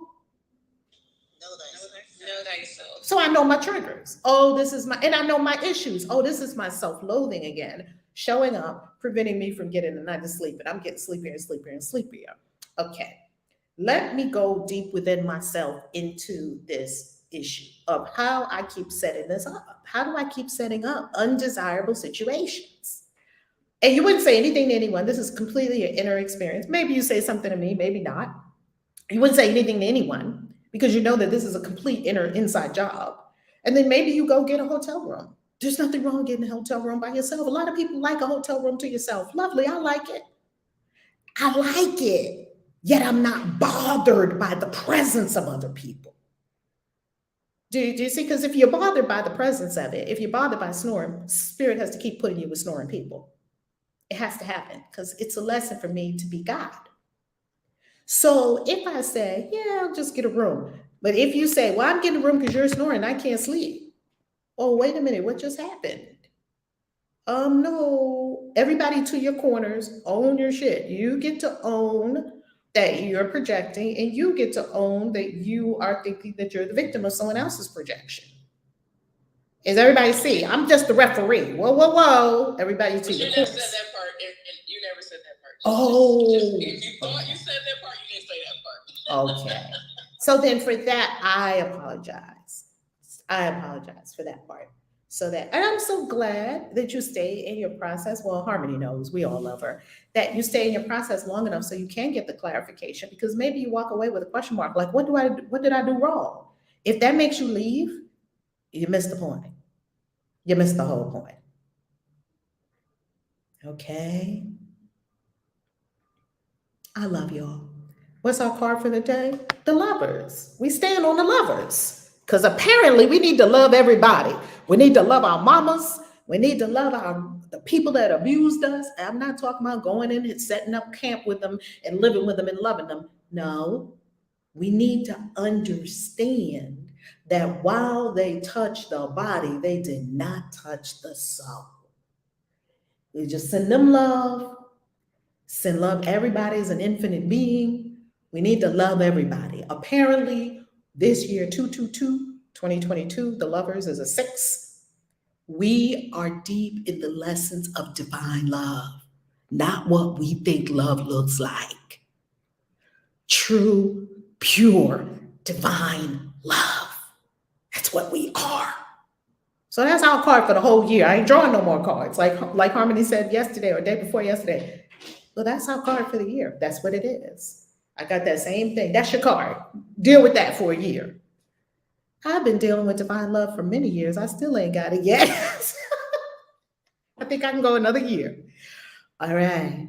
Our galactic signature for the day, Queen Hadassah. Wonderful. OMG, this room this morning, Rev. I'm going to have to book to my hair appointment. Oh my goodness, I could not. I was going to text someone, can someone read the galactic signature? Because I have an appointment. And I'm like, this is just too juicy and delicious for me to interrupt. And I have to say, Alina, let me tell you something. You have sung my whole song. And you will get through this. I think you did a great breakthrough today. Coach, you did you did some great coaching today. I hope everyone was blessed by Alina. We have a thing in the mystery school. We call it the hot seat. So today you're in the hot seat. I hope your booty's not too hot. But we love people who get in the hot seat because we all get to learn. And we're learning by proxy. We don't have to experience every damn thing. We can just, share, because, we're learning in a community. We're learning from each other. There are no private thoughts, and we're all on this vibration of love. I love the lover's card. It's one of my birth cards, so I am all for keeping that card for the year. I think we're doing a fantastic job. I am enjoying myself. So with that, let's get to the Galactic Signature. Let me get it. Oops, wrong place. Hold on. Here we go. We're in Kin 157, Red Magnetic Earth. I unify in order to evolve. Attracting synchronicities, I seal the matrix of navigation with the magnetic tone of purpose. I am guided by my own power doubled. I unify in order to evolve. Attracting synchronicity, I seal the matrix of navigation with the magnetic tone of purpose. I am guided by my own power doubled. I unify in order to evolve. Attracting synchronicity, I seal the matrix of navigation. With the magnetic tone of purpose, I am guided by my own power doubled. Red Magnetic Earth. Wow. Can we just give thanks, give appreciation, and bless this day? This is an incredible day of release. Wow. Thank you, JL. Mwah. She said, "Hi, Val. You have an extra youthful glow today. Happy Friday. Thanks for all you do." Wow. Doing what you love keeps you young and healthy and alive and vibrant. It really does. I mean, I'm buzzing with you all every morning. Buzzing, literally. Like I wake up at 5 a.m. and I'm not even sleepy. You know, sometimes I'm a little like, I get on here, I'm like, ding, ding, ding, ding, ding. Full on. Everybody on stage, send some love to YouTube and Facebook and the whole world. Love you, family. Have a beautiful day. Unmute, send some love, send some love. Love